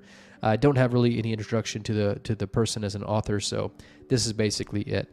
I don't like how it tells me how long the read is. I mean, on one part of my brain that reads all these articles every week, I do appreciate some way this being there, but once again, this isn't about my convenience, as it shouldn't be about this author's convenience or this author's pandering to the readers to make things a little more cushier for an audience that is less and less interested in these actual articles, trying to maintain some sort of semblance of in character. And instead, we have basically a cast of actors as authors who are more cognizant and aware of their salivation for something like an Academy Award during their performance than the actual things that matter that make those performances really, really good.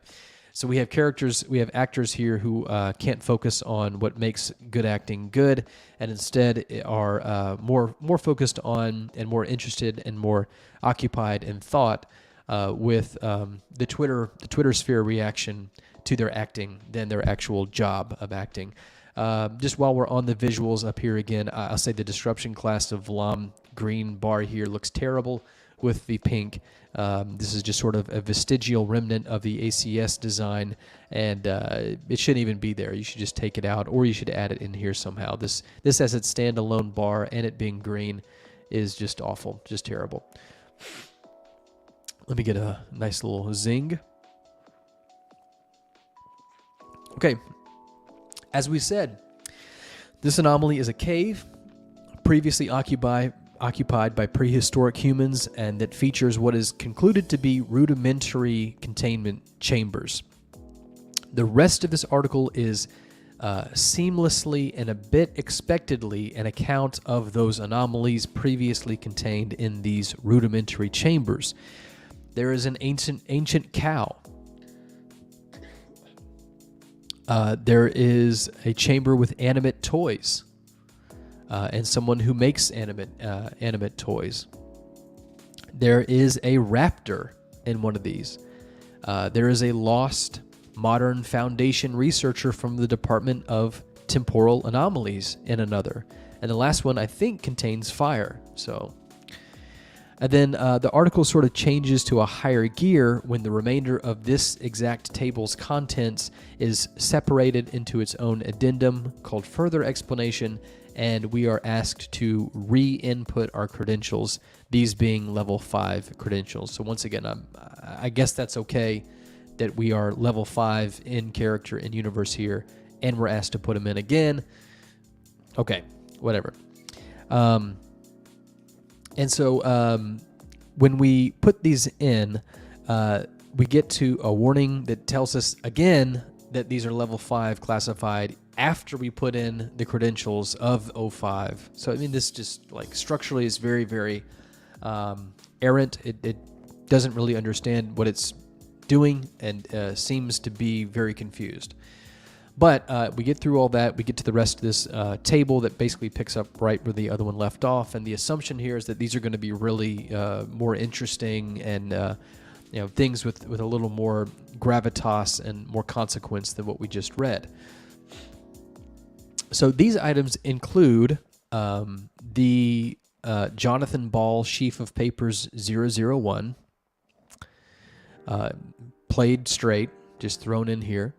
There's the Longinus sphere, which is a spear, which is the spear used to pierce Jesus while on the cross, with a pretty unbelievable line. Had to borrow the spear for a special crucifixion. I'm sure you wouldn't mind.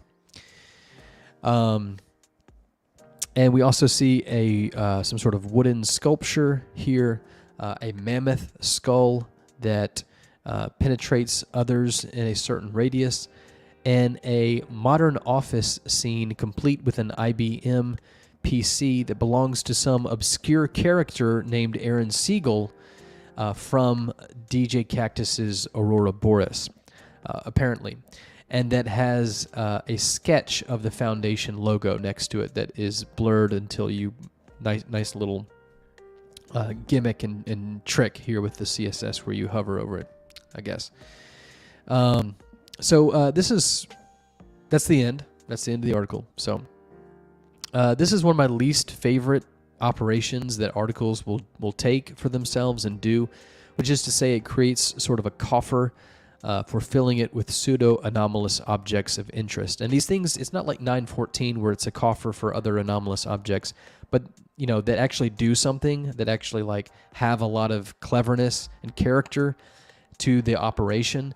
Instead, this article basically just opens up a bowl in which to throw other anomalies, just kind of verbatim, not really treated, not really changed, not really given any action. They're really stationary, just like you throw your keys in the bowl that just sit there. You could be driving a car with them, and it's just sitting there. And so this is exactly what this thing is doing too. So there's less, because of that, there's really a less of any coherent thought here and more of a circus parade of cameos of other SCPs. And there's a very flimsy idea at the core of this, and nothing about it progresses past the point of introduction. That's really all we get in this article. It manages to make all of its included ideas worse by combining them with these god-awful special effects and these shoehorned appearances that don't really have any good reason for being there other than the author wants them to be there, and feels like they can sort of leech off of the significance and the talent of these other things, like this 001 proposal from Jonathan Ball, for example. The only thing going independently for the article is self-referential placement of the Foundation in an anachronistic time. And that's, of course, this section down here that introduces someone else's character into the mix. So this anachronistic appearance of an IBM computer and the Foundation itself, and just like we, and this Aaron Siegel person, like we talked about, is really the only thing that happens with any of these inclusions. And that's actually something that we kind of already saw happen up here. We kind of already saw this individual, Dr. Matthew Reeds, who's, I'm going to guess from DJ Cactus. No, it's just from some other anomaly, SCP-6988, which of course I have no idea what that is off the top of my head. Most people don't either. And so once again, this is another example of the article and the author deciding to throw in things that a general audience isn't going to know, and not caring about that. So in other words, it's the author sort of slapping the face of the people who don't have enough commitment, whether it's time or energy or interest, to know the intricacies and details of all the things that this person wants to stuff into their article to make it sort of seem like something solid, but really is just stuffing that doesn't really go anywhere or do anything. It attempts to have some auto-generated profundity from this and tries to dig in a little deeper by putting more specific references in, but this amounts to recycling other ideas and pasting them together in a crude-like fashion. It's a lot like cooked spinach. It looks like a lot, but once you saute it and cook it down, it's just remarkably little of a serving. The author here is someone who bewilders the simple by charms and incantations of CSS decoration as stand-ins for actual writing and actual writing talent. There are also pretty bad grammatical flaws. I wonder if they've fixed these things. So, for example, some of the dolls have pieces of grass interwoven into them and occasionally animate, getting up and dancing around a bit before becoming inert once more. This needs to say and are occasionally animate, but that word is missing here. Of course, there is no misstep or tone in the visual presentation of this article, which, by the way, has one of the most obnoxious self-aggrandizing, self-congratulatory, self-proclaiming, and insecure CSS elements and tricks of CSS, gimmickery that I've ever seen, which is that this box follows you that tells you constantly the name of the SCP, even though it's all over the document, and the name of the author, and for some reason the date it was published. I have no idea why this is necessary information to have basically shoulder surf me the entire time I'm reading this article. It just screams, please notice me, please think I'm important, please understand that I wrote this article, please love me, is all this box up here screams. And I've seen it on a couple of articles, but this one is probably the ugliest, just that given that it's in this this pink right here. The footnotes are not present where they need to be. There's a lot of things in here that the authors assume that they should know, and that it's not the job of this author to sort of meet the reader halfway at all for these things. There's an over-reliance on other people's characters, on other articles, and stories that the author is banking on the reader knowing in order to make this article work for the author, when really that's the responsibility of the author. It should be the author who does that, not the reader. None of these elements operate together to form a harmony of any kind or a chord or of any kind, and are instead just a loud room of different anomalies talking over one another. The profundity just wasn't there to justify the 05 credential lock, not to mention the fact that we've been asked again, are we sure that we're level 5? And the whole thing read just very expected. It read very snoozily. It read very lazily. There was more work put into the actual CSS than the actual type, the actual writing. And once again, this little floating author box is just the most pathetic cry for attention. The author isn't satisfied with listing their name on the top of the article. It has to follow you around like a beggar, asking for alms, for recognition alms, and it just comes off as incredibly pathetic, incredibly desperate. So the author says that this is their attempt at a caveman article. So if we go into the description here. I have a caveman obsession since the start of 2022. While there's a significant lack of ooga booga in this article, it's still my way of letting it out. So the author says this is their caveman article, but it ends up being the farthest thing from the article, the caveman portion, when it's all said and done. But it may have better been more interesting in that direction of actual cavemen, if you could have done anything with the cavemen at all besides just have them be there in order to get the rest of the CSS into the eyes of the reader. Would have been probably a better decision to make, I think. Lemon B here states, the fascinating simplicity of ancient humans inadvertently performing their own primitive form of the Foundation's containment is undercut by the all-time 00105 stuff at the end. although that might be the point.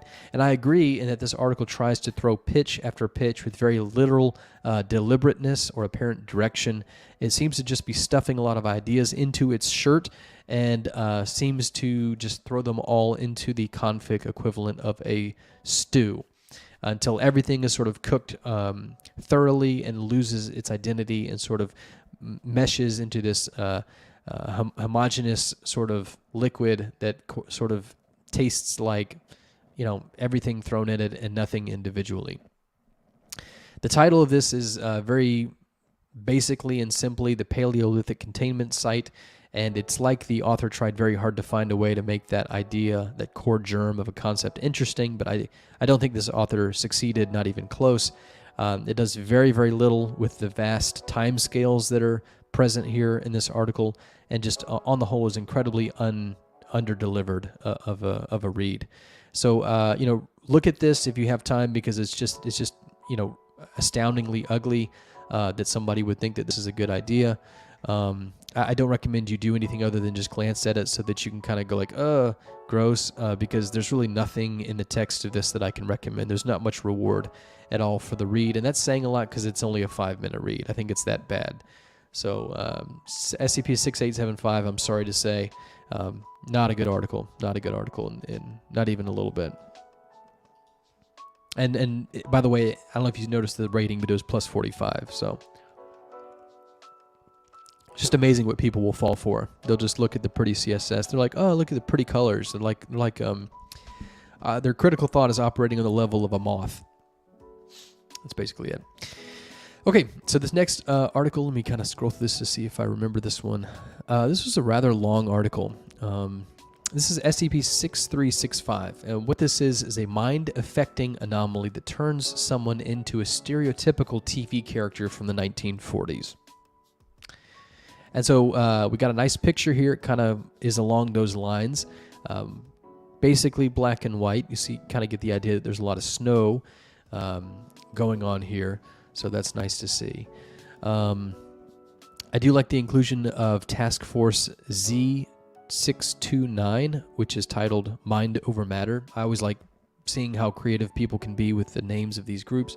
And this one I thought was pretty cool. I love the naming. Pretty typical containment procedures here. About like the landscape that we've been shown. It's just kind of white. It's kind of vanilla. Not a lot of color. Not a lot of indication of anything happening, but it's kind of there, and it's fine. It works. There are some spacing issues here. So as you see between the first and second paragraph of the description, these are smooshed together a little more than they should be. We do get a mention of milk in here. So this is, this would have the phantom milk tag. Glasses of milk, there it is. It basically takes that milk and adds a compulsion effect. Yeah, and so the tone in, let's see, what do I say here? I'm trying to look at my notes. Yeah, whatever. We got some repetition in here. There's a lot of confusion in the actual anomaly design. It describes itself as a mind-affecting anomaly. But we get into the details of what happens and the action that the anomaly carries out. This is way more of a reality-bending anomaly than a mind-affecting anomaly, such as, for example, the replacement of all the objects in a person's house. That doesn't seem to be mind-affecting. That seems to be reality-affecting, although the author of this article pegs this as a mind-affecting anomaly. It's also odd that the anomaly takes the perspective not of a life as it was genuinely in the 1940s, but a life as depicted through television, complete with black and white scenery and gray paint for the houses.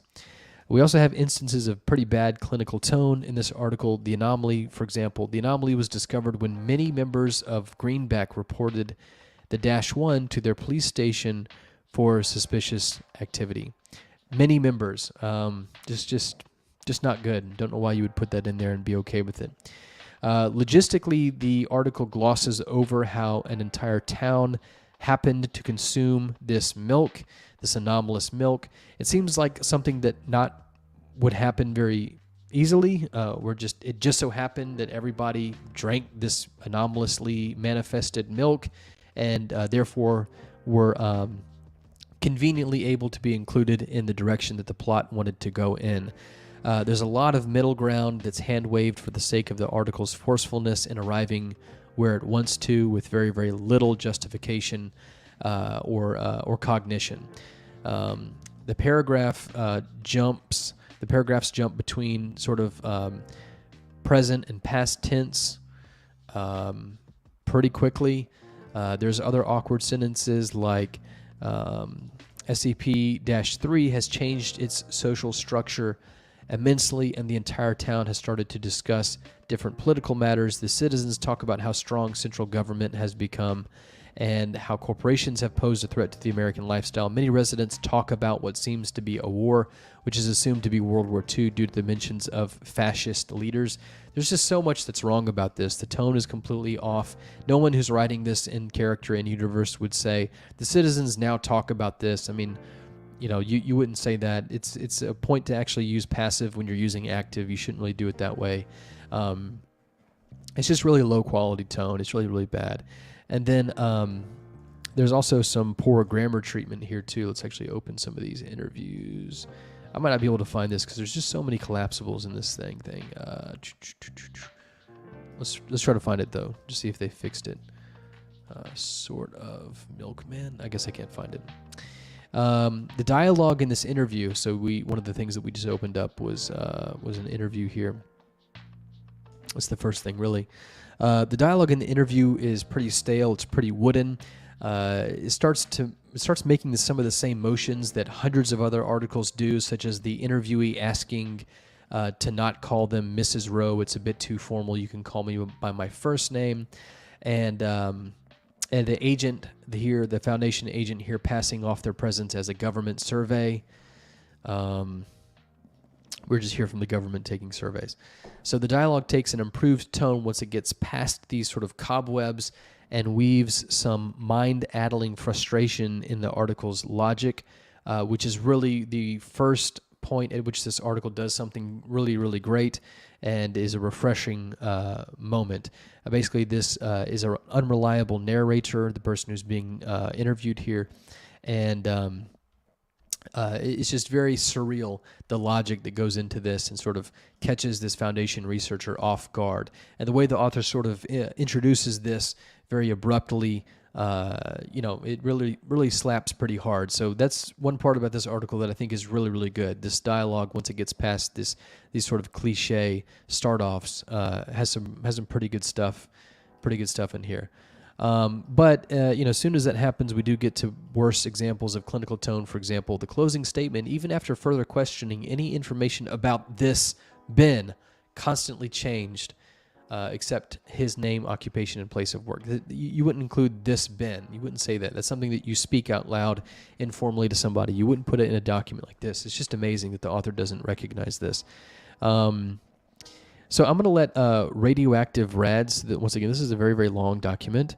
I did read through all of it. I didn't find it very interesting. And I'm going to let Radioactive Rads speak for me again because I think that Radioactive Rads does a good job. So, tell you what, I'm actually not gonna read Radioactive Rad's comment. You should go check that out. It's a real good comment. But basically, everything that Radioactive Rad says in here, I think, is spot on, and it's a great synopsis of why this article does not work. I think the bottom line for me is that this article really goes heavy on a play with nostalgia by bringing up 1940s TV sort of caricatures, but it never really captures any of the appeal of any nostalgia at all. So this is, I think, once again, in a procession of unusually bad articles this week on the SCP Wiki, this one just fits right in. Very bad. I don't even want to get started on these ACS icons and this secondary class. It's just a joke. I think plus 10 is pretty fair for this. I mean, like I said, there are some enjoyable portions of it. It's not as bad as some of the other ones we've read even in this week, but I wouldn't waste your time with this. It's just incredibly long, and it's not a very rewarding read. The next one is SCP-6613. Let me get a little sniff here. This one's done quite well for itself, rating-wise. So let's talk about it. So it is a Vikander need. That's that GOI that's showing up all over the place that was written by Grigori Karpin that I don't think is very substantial or good, but that everybody seems to be writing for, so who am I to say that? That is a Vikander need TV soap opera that boils down to a pun. So the name of the production on this image is period drama. So if you were to try to think of a pun around period drama, what would it be? Well, it would either be something to do with punctuation or it would be something to do with menstruation. So thankfully that goes in the former direction and not the latter, although maybe that's another article that this author wants to write another time. The containment procedures here are very taut and informative in just 2 sentences, which is very talented, very, very, very well done for what these are. It relies on non-detection by an anomalous technological means and adds a bit more proactivity in the form of a disinformation campaign. So these are not your typical Lego block stuck together elements in the containment procedures. They're very well done. They're very, very conscious, very well thought out, and different. So they do a lot in not a lot of space. So that's really a plus for this article for sure. The anomaly is a TV signal essentially that broadcasts a soap opera titled, as we said, period drama. All the characters in the show are punctuation marks. Get it? The article fleshes itself out with more entendre, mixing daytime drama plots of love affairs with punctuation. For example, here it's revealed through a baby's phenotype as a character of punctuation and grammar that there's been some sort of love triangle that's going on. And then there's a title card at the end, which is pretty typical for this Vikander need. They usually have title cards, and this one is the pregnant pause. So once again, we're talking about drama and periods, So yeah, it kind of works with both directions after all, doesn't it? So I think it ends in very low-hanging fashion, that perpetual Confic trope, punctuation itself of, we don't know shit about this anomaly still. That's kind of what the last line says. It's how a lot of articles end, and either that's really interesting because we wish we would know more about it, or because the fact that the Foundation doesn't know more about it throws a wrench in some sort of expectation that they should know more. But in this case, it's neither, and it just sort of seems to be its own punctuation mark that the author just felt like was the one to select for this article. It doesn't really do much. If this ending was a punctuation, was some sort of punctuation, it'd be just an ellipsis, just ... kind of like. Okay. And then I think let's see if they didn't correct it. There's one grammar error that I caught while reading this. Oh yeah. So I wonder if they fixed it. No, they did not. So here it is. The sentence says, the content, a soap opera titled period drama. This parentheses shouldn't start with a capital letter. So this A shouldn't start with a capital A. That should be a lowercase a. Just a little bit of a grammar mistake there that I caught. Honestly, I thought I would like this article. It's short. Like I said, the Conprocs were really inventive and very talented in achieving a lot with just a very little amount of space.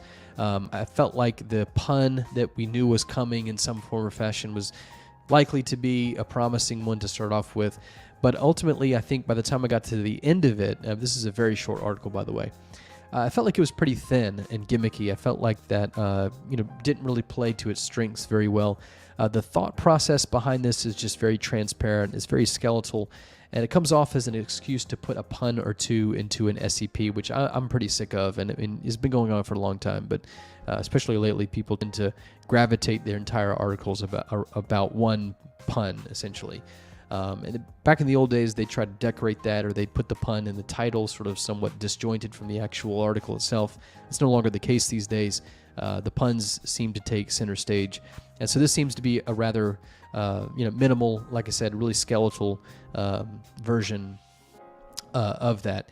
So I do think that this would be more fitting as a J, because it does clearly intend to be funny. But I personally don't think it is funny, so I'm not sure if that actually would be a benefit to this article at all. It's just sort of ha-ha funny. It's not actual funny. The way I would describe that is, good comedics, good comedians get laughs, and bad comedians get claps. This article kind of gets a couple claps where there should be laughs. Like I said, this is unfortunately and increasingly a popular and acceptable style of writing for the SCP Wiki, which puts more stock into the anticipation of the audience's reaction as it does to, probably more important things to the genre, like being in character or considering what a competent foundation would do in a situation like this and how they would write a document.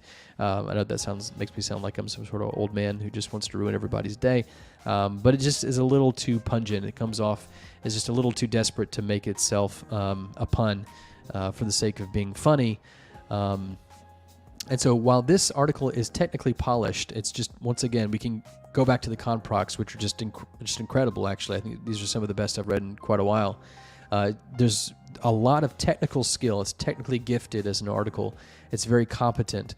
It does isolate and present what is arguably the worst component of, this sort of ultra-mimetic approach to writing that we've seen in the last few years appear in the SCP Wiki, which is that there's a punchline stinger that really is the entirety of the rest of the article. The rest of the article exists solely to point to and justify a punchline stinger ending, and once again, not one that's really that moving, really all that moving. It just kind of is there, and okay, we can wave to it. The good things I can say about this article, once again, the conprocs are engaging. It's short. At least it's getting itself out of the way with quickly. It's not prolonging the strained effort to build around this pretty uninspired pun by trying to add more puns when there shouldn't be, there don't need to be. I honestly don't know, if I go back, I don't really know what Vikander need is doing here. It doesn't seem like it needs to be there for the article. The article can do everything it wants to do without invoking Vikander need. So, I kind of can't help but think this is just the author trying to, find more grippable points to bring in people's potential admiration. I get that you're sort of painting it in the Vikander need style with a title card at the end, and of course this image right here very much falls in line with the aesthetics that we're used to in something like Vikander need. But just as far as the compositional decision, the fundamental one to include this and actually make it sort of pivotal to the presentation of the piece, I don't really understand what it's doing there. So it kind of comes off as, once again, just like the pun, a little too cheap, a little too forced of a direction to go in. And so we go down to the discussion. We see it's written by Dr. Sumerian, which is fitting because, once again, this is a highly polished, highly technically gifted article, and Sumerian is very, very good at things like that, particularly with clinical tone. But as we go through, we see that other people actually share my concerns. There's a lot of comments in here that go either way, but I want to pull out a comment by Modulum, saying that it's all very well constructed, but it's just kind of obvious what it's going to do. And of course, one of our favorite critics on this show, Radioactive Rads, says, I don't know about this one. It has a clever, okay pun, but that's about it. What you have already is done well. I don't think it's enough for me. It's set up and it is set up and ended too quickly for me to have a lasting impact. I think that's a pretty good way to put what are the weaknesses of this article. Obviously, there are strengths to the article, and you'll come down on one side of it than the other. But as far as just what I take from this article, the weaknesses certainly stand out a little bit more prominently to me than the strengths of this article, which, like this Rads person said, is basically just a pun that's, kind of half-baked anyway. So if you do like this article, I think it's a good and fair comment coming down on the side of it being good. These comments that are here, I think the people do a pretty good job of the crit here. It's too clean to downvote. The pun seems to be over the top, even for Vikander Need, but it's so well written that I'm forced to upvote. These are people's comments. I hate you for this kind of stuff. So, it certainly could go in either way. It's a toss-up. Obviously, the voting class has spoken because they get given this about 80 in about a week, which is just really a certified banger of an article. But if you're one of the people who don't necessarily think that rating is a good indication of writing quality, then you have plenty of room to make a case for this one being a little asymmetric when it comes to this rating and from what we actually get out of the read. So this is a colorful little situation here. I think it's very, very clever how we've weaved a lot of sort of sitcom plots into this pun very well. A good selection of the plots to include here, and there is a little bit of subtlety that you have to read between the lines in order to get the drama that's actually happening here. So I do recommend the read, even though I don't particularly like it. I highly recommend it. It's very brief. There are things about this that are good and that are impressive. And given that this week has been very subpar in the SCP Wiki, in my opinion, you might as well take what you can get. This is a pretty good read. So good job to Dr. Sumerian. Regardless of what I think about your article, clearly people like it. So kudos. Moving on, 6194. 6194. What is this? Let me take a look at this so I can remember it. Okay, so we're at plus 25, whatever. Interesting special containment procedures here. We have the whole thing sort of pierced by a table, a tabulated table, and one is pretty lengthy, and the other one, the header is access denied, and you basically don't get anything out of it. So that's interesting, catches the eye right off the bat. But let's get into the summary of this, and then we'll get into the granular tissue here. This is a memetic vector that, when triggered, will alter a subject's mental state to be aware of and loyal to the SCP Foundation as a D class. So it basically is a memetic agent that turns people into D classes, and these people are very faithful and loyal to the SCP Foundation after being affected by this. So we'll start with the containment procedures. We do see that a secondary class makes this thaw meal, so it is useful, something that the Foundation is using in a utile fashion. The conprocs are, I think, impressive ultimately with a good use of a table. That's not easy to do, I think. Most times tables don't work well, but this one works pretty good. And then the clinical tone, I've noticed as I start to read through the containment procedures, is advanced. It's better than what you usually see. So I think that does help when you have questionable inclusions like tables. Really, really good clinical tone is a great way to smooth those over and make them a lot more agreeable. The anomaly is pretty simple on its face, but it's been treated with some interesting behaviors. So, for example, made apparent in footnote 1, which tells us that the act of measuring this anomaly can activate it from its dormant state, which is a complication in understanding the anomaly and garnering information about it, like its statistical incidence. So I thought that was kind of a clever thing. It's kind of a tricky situation, a slippery move on the part of the design of this anomaly that you don't usually see. So it's a nice little flair, and I really appreciate that. It sort of bolsters it into a little more excess of intellectual engagement. I think that's pretty cool. And then it also operates by a Series 1 cliche. So you have an active state and a dormant state. And so like a table thrown into the conprocs or the description, you've got to be very careful where you tread if you have an active state and a dormant state. It's pretty common that people, won't be able to treat those things well.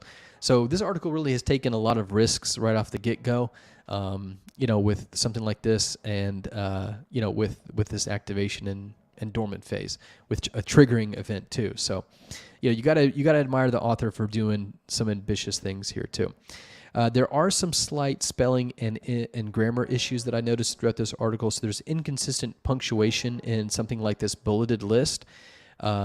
So some of these lines will have periods at the end, others do not.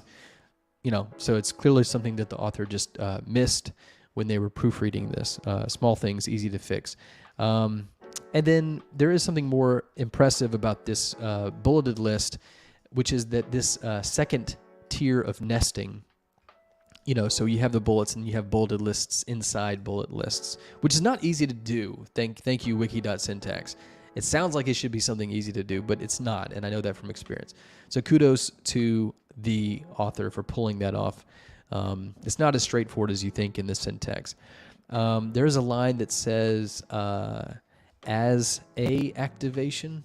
Maybe they corrected it.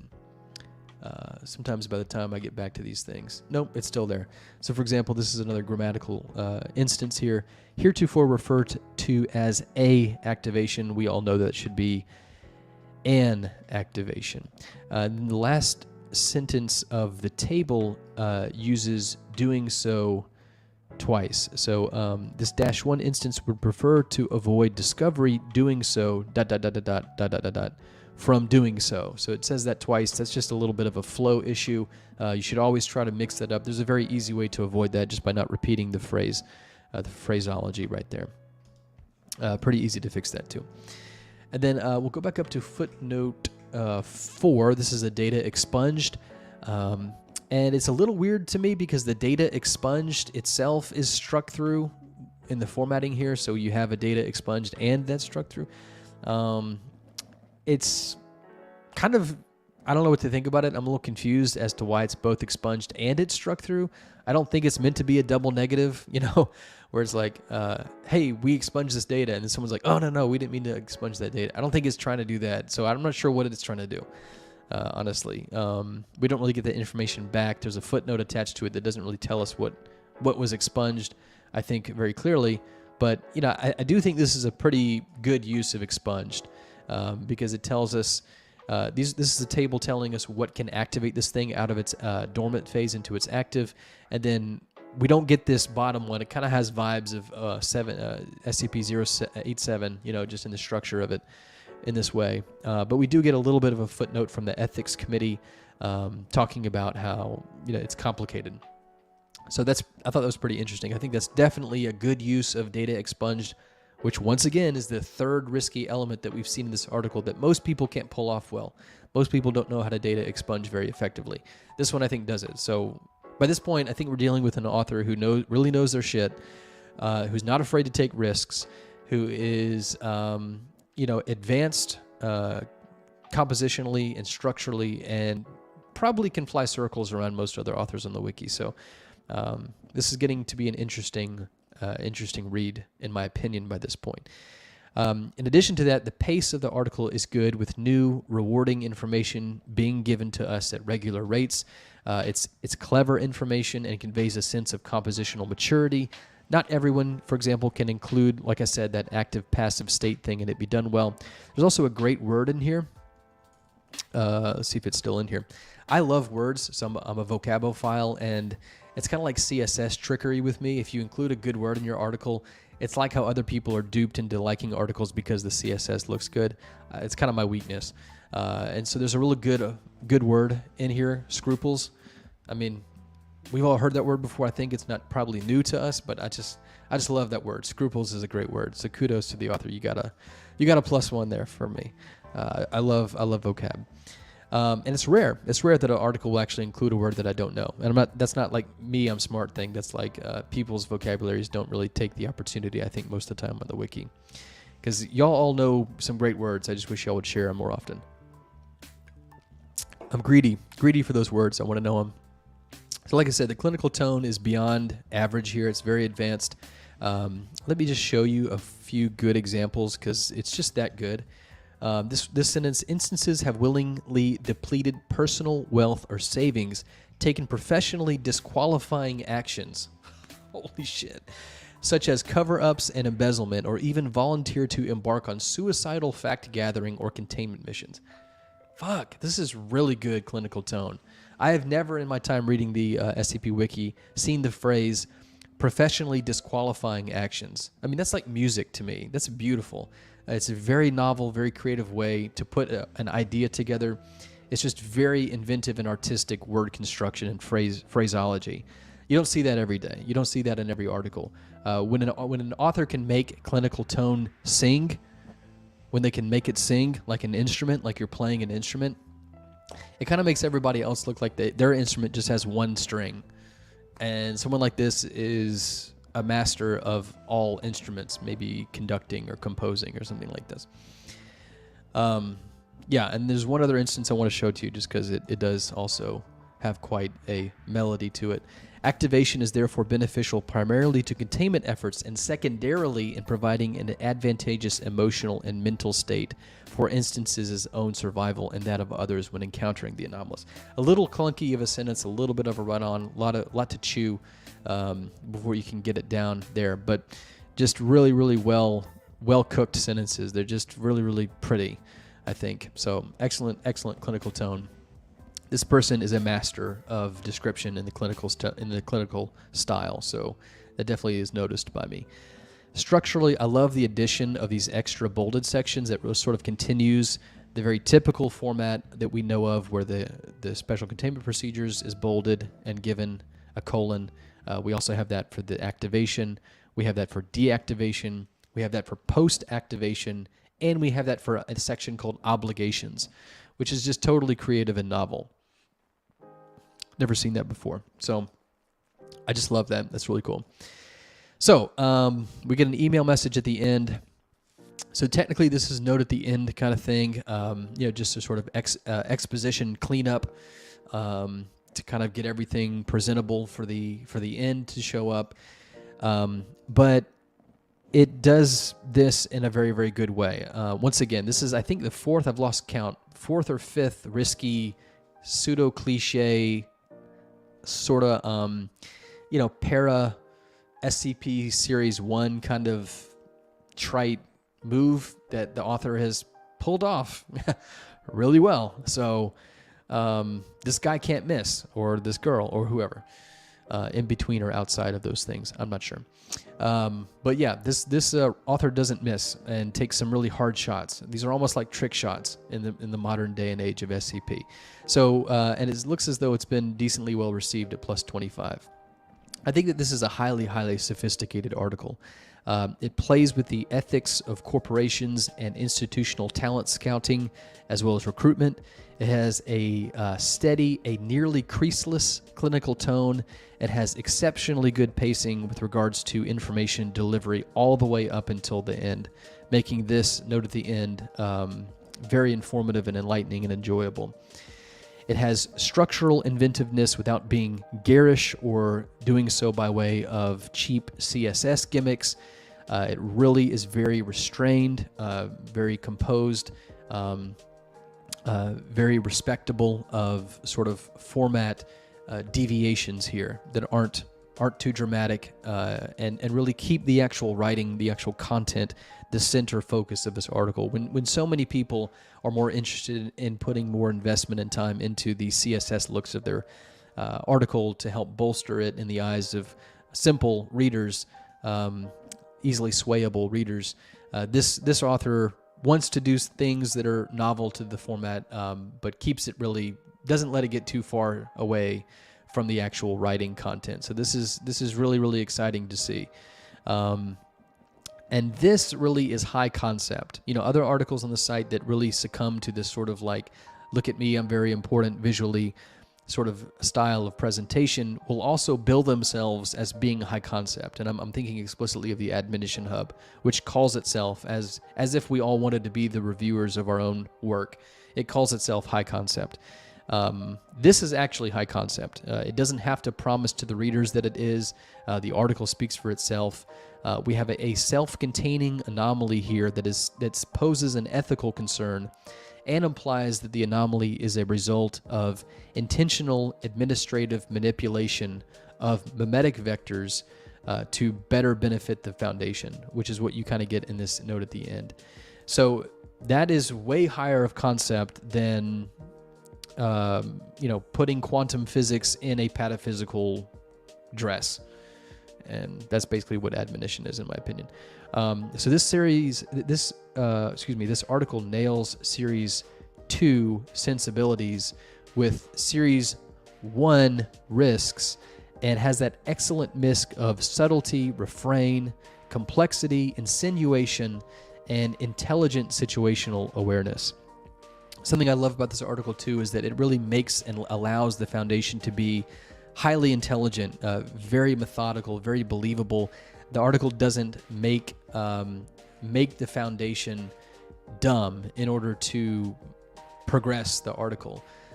This is something that we see, unfortunately, quite a lot of in the SCP Foundation. I think people sort of don't have any problems making the article really, really dumb, so that they can, get the effect that they want. Really, the way to phrase this is useful stupidity undermining character, whether it's a character, a doctor, a researcher, or the character of the Foundation itself.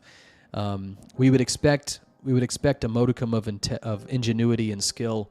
You would expect the Foundation to be able to do those things competently and intelligently, more advanced actually than your average person, given their position and role in the world. And you would think that character, like when you're given those starting ingredients, when you're given that sort of mandate as an author to work with, you would think that the author would be able to write an intelligent scene with intelligent actors and intelligent dialogue, but that's evidently too much for a lot of the authors that we read, unfortunately. And so it's just that more refreshing to see this article do that really well. It just speaks to the intelligence of the actual author. So if you haven't been able to tell yet, I highly recommend this article. It really explores the best corners of the anomaly that it sets up, and it doesn't really leave anything on the bone. It really is very, very methodical and very thorough. So at plus 25 and with only 3 comments, I think this is horrendously unappreciated as an article. I'm kind of surprised not really to see that it's Assertive Roland who is the author again.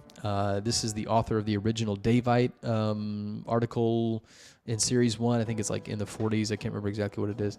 And this individual wrote an article last week that ended up being our recommendation for the week that was just outstandingly good about Davite ritualistic paraphernalia. So I'm not too surprised to see this person's name again, just given the quality of the actual writing here and the mastery over things like clinical tone. Apparently, Assertive Roland is pretty surprised that this is Assertive Roland writing this, because this person describes themselves as a notorious one-trick pony that usually deals with occult, thaumic, and blood-powered SCPs. So nice to see this is a departure for this author.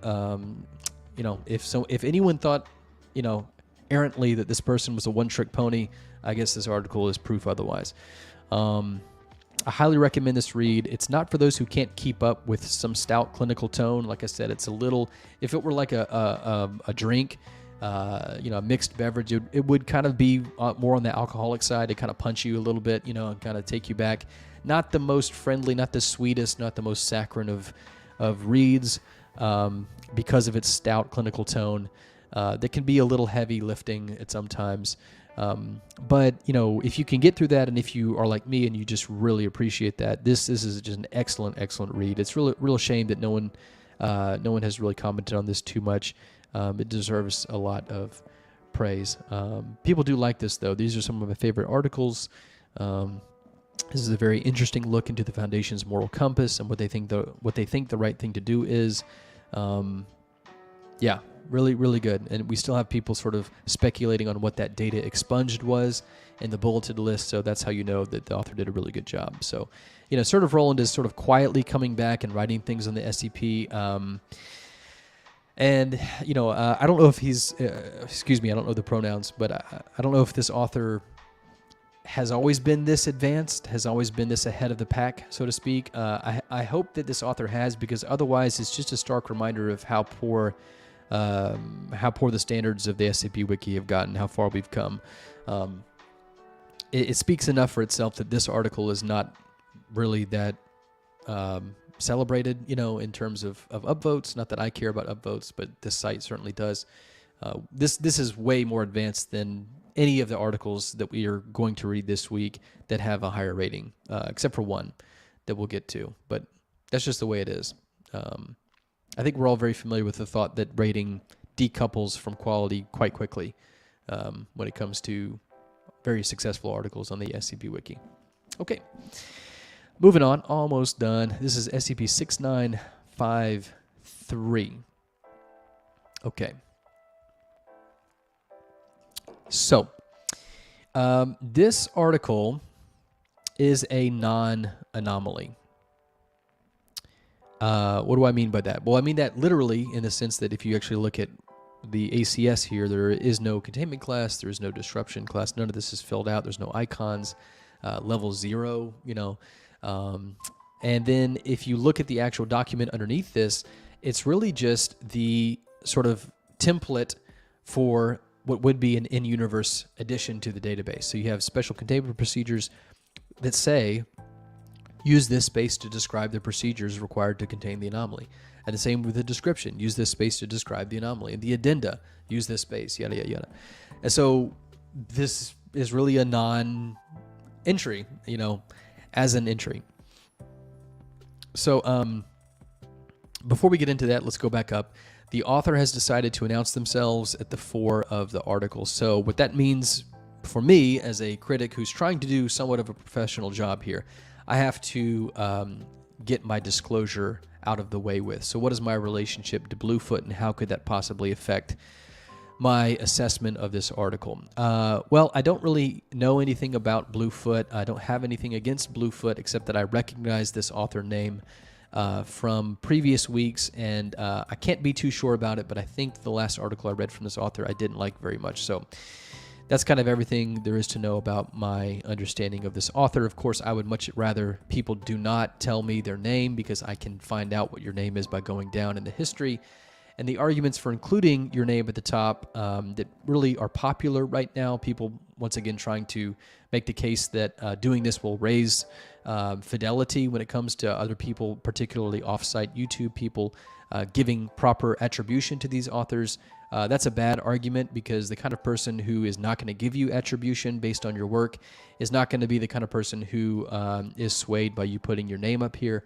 And I highly doubt the only reason they haven't done it is because they don't know or haven't found a way to figure out who wrote the article. This isn't going to solve any problems. It really just is a false argument, in my opinion, in order for people to more aggressively promote themselves as a brand. So I wish they wouldn't do that, because it also complicates my critical analysis of this article, and any article that chooses to do this, as it does with anyone else besides me, whether they understand it or not. You automatically ruin the unbiasedness when you put an author up there. So that's just what it is. All right, so immediately in the article, as we scroll down, good-looking article. This is the placeholder CSS. I am a big fan of it. I'm kind of a sucker for really good-looking articles. I try to not read too much into that, obviously, because we're here to read writing and we're not here to play video games. But this does look really, really good. I'm a big fan of this CSS template and theme. But so we're immediately met here with cartoon-sized text that's blood red and a little off-putting, even for the most serious and dire of in-universe database warnings. This tells us that the document shouldn't be here, which is honestly a fair amount of intrigue that I think counterbalances this gaudy presentation. That's kind of an interesting thing to see, that this article shouldn't be here. So we click the collapsible, and now we're down here. We have a lot of collapsibles in this collapsible. My God. I'm getting a little tired of nested collapsibles, because it kind of fakes me out. Like I'm ready to see the article, and then I look at the scroll bar and I go, oh, it's not too bad. It's a pretty big scroll bar. And then then there's collapsibles within the collapsibles that I didn't see. So anyway, as I already described, we got a blank CS and a blank template, which I think is marvelous. For more than just the reason that I tend to think that the ACS looks like a box of spilled Mike and Ike's. These guys right here. Mike and Ike's. If you spilled a box of Mike and Ike's, like on the floor, you would get this. So on the one hand, I'm kind of happy that it's blank because we don't get the visual and aesthetic dissonance that makes ACS look pretty bad most of the time. But I think this is just really, really freaking clever. I've never seen anybody take the template so literally and aggressively here. So I really, really, at this point, like the article quite a lot. I think this is a really, really clever way to introduce it. And it really adds a ton of intrigue. I mean, you have to read the rest of this to figure out what is here, you know, what's going on, why is it blank? You know, we've got a ton of collapsibles here, you know, just on a first glance. So, I mean, there's this article is going to go places, you know, just where's it going to go? So really good start off, really good start off. I think, unfortunately, that's where most of the positive things to say about the article lie. That's basically where it ends for me. So we'll open these collapsibles here. We see it's a pretty freaking long article when it finally reveals its final form. And each of these collapsibles is essentially a document update, and it's a typed message from someone named Adrian Walker, who's a security guard at Site 47. The first is sort of a snappy and dramatic message telling us that this individual needs emergency help or he's going to die. So it's a bit strong, but it's realistic. And if someone were in such a situation, this would probably be the kind of message that they sent out to the outside. The next entry is kind of like a psych, kind of like a fake out, and the guard really isn't in that much danger. He just wanted to get people's attention. So, it's a little bit of a lurch in the mood. As a reader, I feel a little bit of emotional and situational whiplash. But okay, let's keep going with it. By the third entry, it appears that Adrian, this character, is simply bored. For example, it starts off this way. You know what? I've got nothing to do. I've got a computer. The site's on lockdown, so I can't leave anyway. Might as well start typing here. And this paragraph ends, for posterity or some shit. So no good story has ever followed from these words. I'll tell you that right now. You know, something that I see a lot of and that is unfortunate is an article that sort of apologizes for itself right off the bat, where it's kind of like, usually this is in the form of journals, where the first entry in the journal will be something like, I hate that I'm keeping a journal. You know, it's a journal is so dumb, and then goes on to write in the journal. So this is the same kind of thing, where it's sort of like, sort of apologizes for itself before it gets going. So that's just not a good sign for me. Just doesn't seem to be a lot of confidence in the read or on the part of the author. So I don't think these are very good words to start off, to kick off what's going to be a long read, in my opinion. The problem with this treatment is that by this point, the author has clearly used this elaborate setup to smuggle in raw, uncut, first-person fan fiction into the SCP format.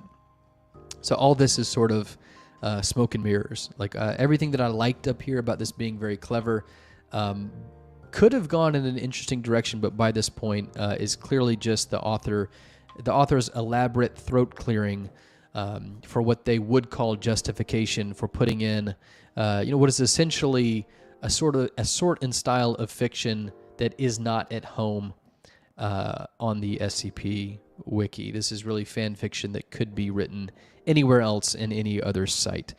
So in-universe things aren't much better. This is a person who's trying to feign an emergency situation during a site lockdown, which, if you think about it, shouldn't probably not be a routine occurrence in the Foundation, but is likely something that Foundation personnel are trained for and are capable of operating within.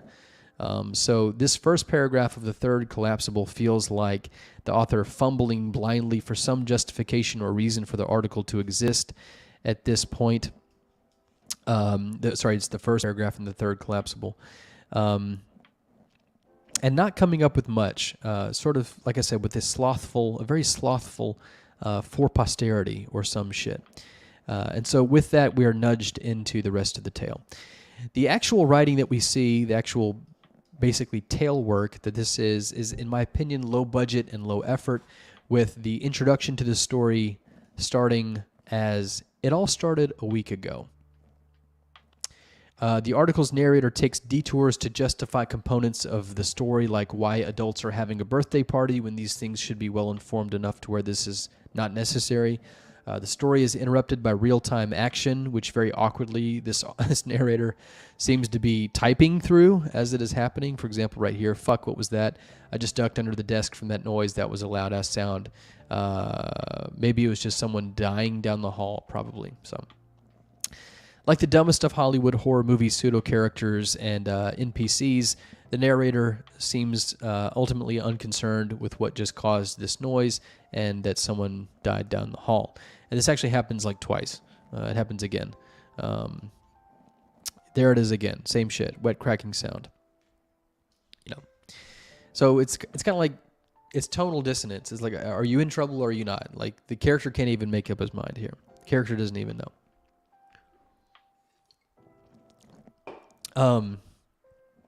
Yeah, so also in telling the story here, we find that the narrator can quote full sequences of dialogue from the past. These are perfectly memorized and regurgitated sequences of dialogue that this narrator is just remembering off of the cuff as they are typing. During a birthday meeting. So we're listening to a person tell a story within another person telling a story. Okay, that's what's happening right now. This awkward arrangement brings to mind those bad scrapbook attempts that have like two very thick frames around a picture, like where the picture is this small and the frames are like this big.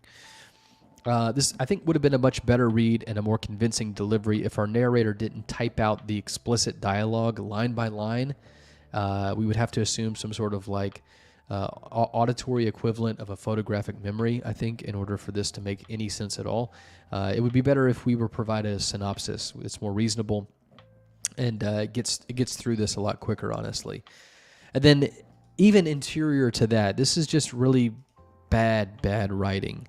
For example, if a slightly overweight 40-year-old man could do puppy dog eyes, that's what Harry was doing.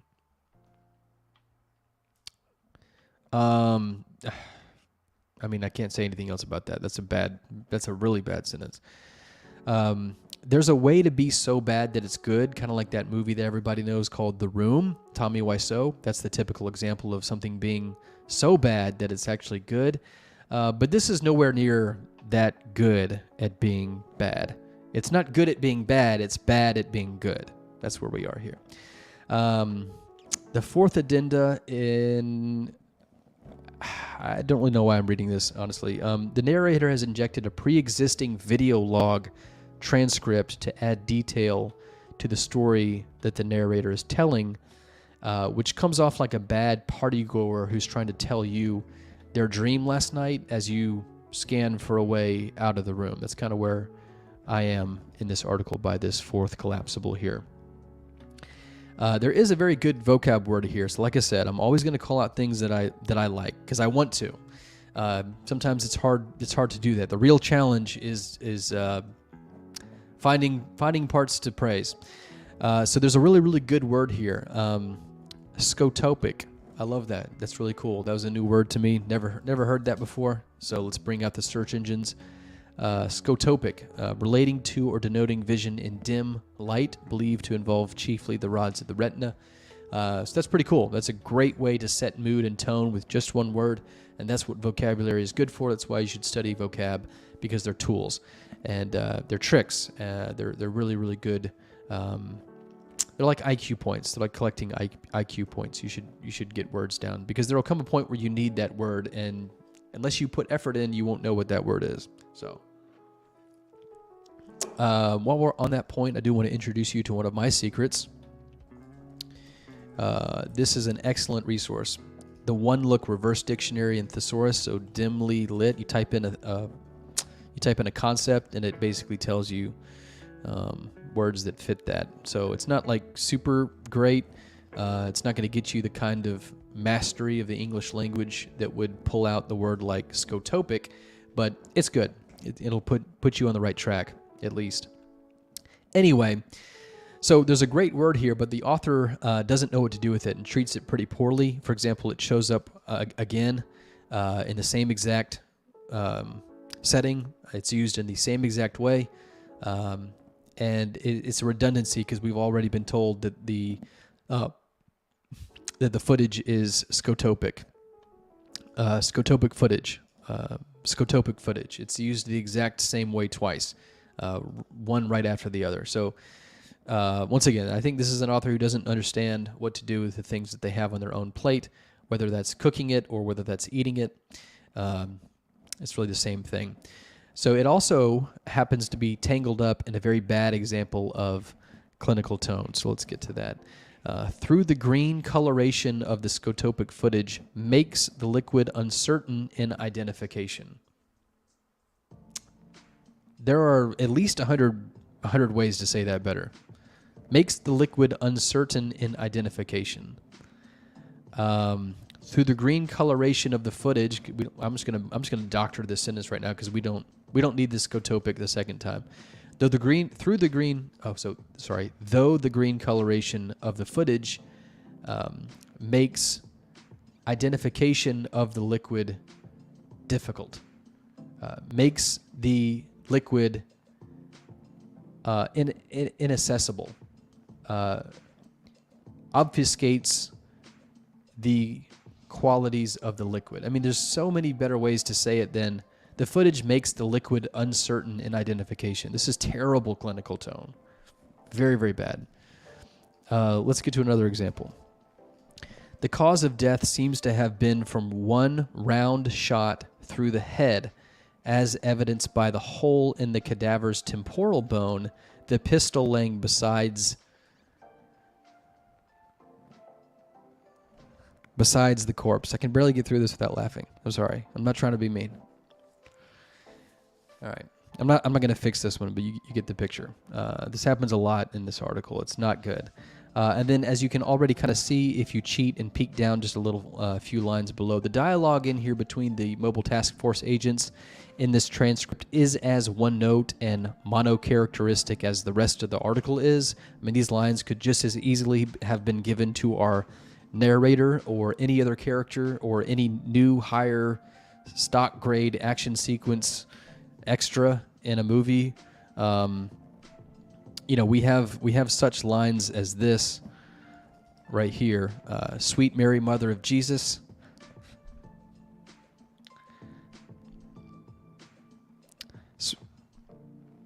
Sweet Mary, Mother of Jesus. The agents come off at the intelligence and professional level of maybe a high schooler roaming through an abandoned haunted house with his buddies at night. We also have lines like, oh no, did they get rid of this one? I wonder if they got rid of this one. Nope, here it is. Shit went down here, man. And we've already seen lines like fuck, which actually, fuck makes several appearances in this. It shows up several times. Fuck. There's another one. Fuck. Shut up, don't fuck this up. The commander steps in to be the voice of reason. Both of you, quiet down. This is important. So we can be thankful to the author for letting us know that this is important when the situation should be the one dictating that. Command, we've discovered a dead body of a Chaos insurgent who seems to have committed suicide. What is your recommended course of action? Anyway, it goes on like this. There's a ton of bad grammar in here as well. A Chaos Insurgency rifleman in a sitting position on the floor. One of the agents directing his gaze towards the cadaver stumbles backward in response. I mean, no. And then there's like syntactical problems. So that better not be 3 kidneys on the fucking ceiling, with a question mark. The question mark added at the end there when it probably should be a period. I get what the author's trying to do. It doesn't work. It doesn't work at all. Commander, maybe it looks like glue. It could hold them to the walls, but glue can't mutilate a squad of armed troopers. I'm sorry. So I'm not picking on this article. I'm going to move on because I can't read examples of this without laughing. Okay, this is just really, really bad. It's really bad. The compositional ability here is very, very, very low. I'm sorry. That's all there is to it. So let's call the article here. I don't want to bore you anymore. There's no need spending time. This is one of those incidences where we're eating a jar of pickles, and we don't need to eat all the pickles. We don't need to consume the entire jar to make a determination about what it is that we're eating. We can call the article here. It's just incredibly bad. The article looks expensive. It starts off in sort of an interesting but ultimately gimmicky way. The rest of the article, the actual content of the article, does not rise to meet the occasion of the interesting gimmick that we are started off with.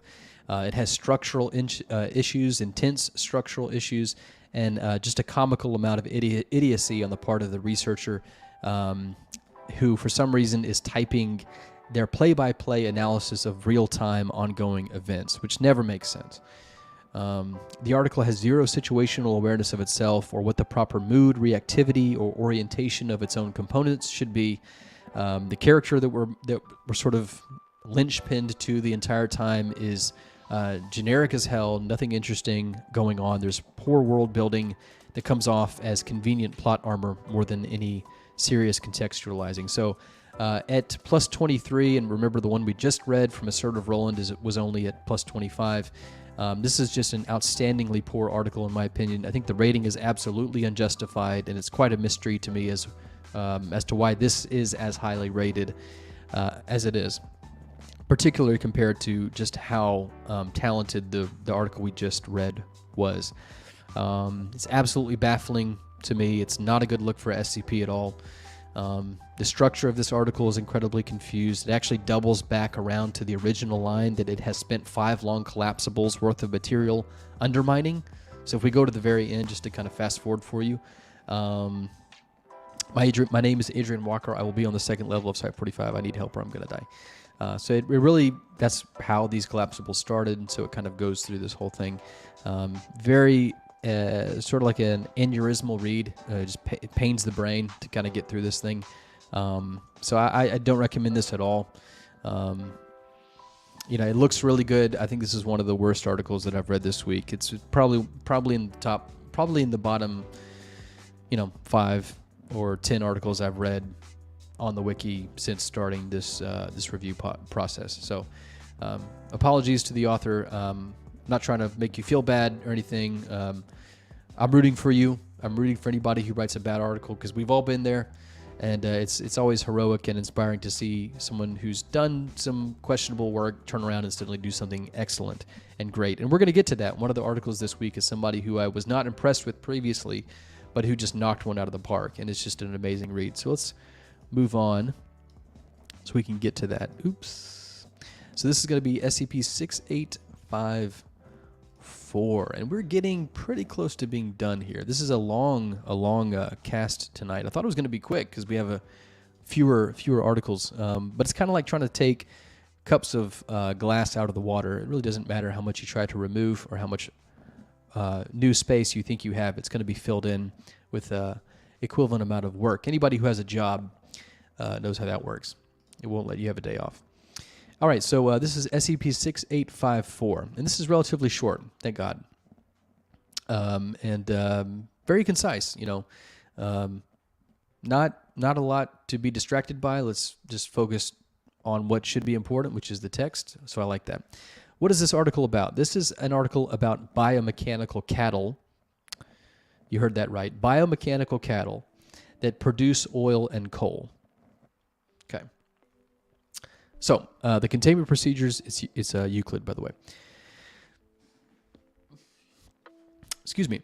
The containment procedures give us a very interesting relationship between the anomaly and the Foundation's resources, with some capitalism and entrepreneurial sort of shading. For example, all resulting oil and coal products are to be harvested and sold through various Foundation front organizations. So they kind of use this to make money. So that's an interesting premise right off the bat. We are not looking at Lego Conprocs here. These are custom designed, custom molded containment procedures. So that's always nice to see. The clinical tone, especially in the description, is excellent. It's very, very well handled. The anomaly is very well pictured here and very methodically described from tip to butt. It really goes through the entire anatomy of this mechanical bull, I guess you can kind of pun. It's kind of a mechanical bull, I guess. But it's very, very clear, very precise language, which really gets you through very quickly and seamlessly this pretty dry and technical description that's going on here. Additionally, the anomaly is interesting in its design, and despite seeming pretty simple, I mean, it's a mechanical cow, it does keep the interest and attention. The article places its witty puns in appropriate places. So, for example, this is called Cog Cows at one point, I think. Yeah, there it is right there. Cog Cows. That's nice. It also calls it Bos Mechanis, which is a little play on the scientific wording there. The components of the anomaly blend seamlessly into a narrative, and the characters as well are blended very well into this. So a drama results from what happens to our characters as they interact with this mechanical bull.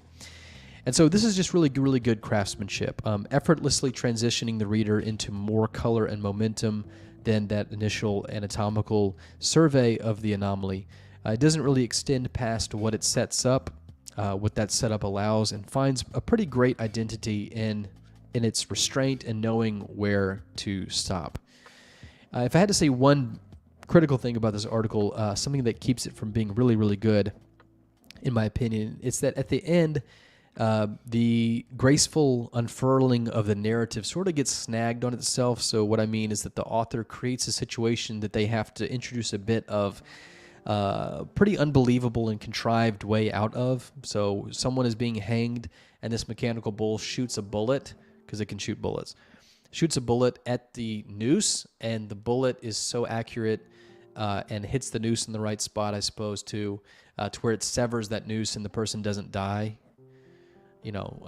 So, I mean, that's a remarkable amount of accuracy. Anybody who has shot a gun, and this is kind of old-timey Wild West stuff, so the calibers and the methods of shooting we might assume may not be as good. But anyway, in any case, this is pretty remarkable accuracy, much better than what the average human is capable of. So could be part of the anomaly, but feels like a little bit of a hand wave, and with the expectation that the anomaly can cover the ass of this very unlikely event happening exactly the way that it does. So it feels like a little bit like it's too convenient of a detail that the whole allegory of this piece really does depend upon. But that's just a small step back, honestly, in what's otherwise a very positive read, in my opinion. This is the sort of treatment that makes the genre shine. In a very stark contrast to, I think, the previous article. This knows exactly what to do with each ingredient and doesn't try to be anything overt from itself. It has a nice identity and doesn't pretend to be anything else. The previous article, I think, is a great example of how to shit all over the format and make it the worst it can possibly be, in that it resembles any other form of fan fiction. So all in all, this one, SCP-6854, easygoing, friendly, a pleasant little article that is just a joy to watch float by very casually, very leisurely. So I definitely recommend this article. I think it's a fantastic read, and kudos to the author, who is Dr. Leonard. Well, look at that, Dr. Leonard. It's actually Leo Nerd, so I like that too. Dr. Leonard, it's a great job. And actually, this is not the last article Dr. Leonard has done this week. So, pretty good. We'll get to that in a second. Wrapping up, we got just a couple more. So this one is SCP-6887. Right off the bat, we have who the author is, Dr. Apricus, who I don't know. Would rather their name not there for all the reasons I've described several times.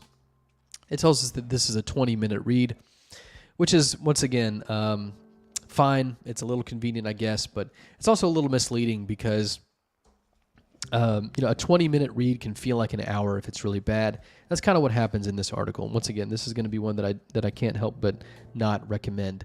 Let's talk about it. The anomaly here is a cardboard city that is in a basement, and the cardboard residents of this city are alive and just do, normal human things just on a cardboard scale.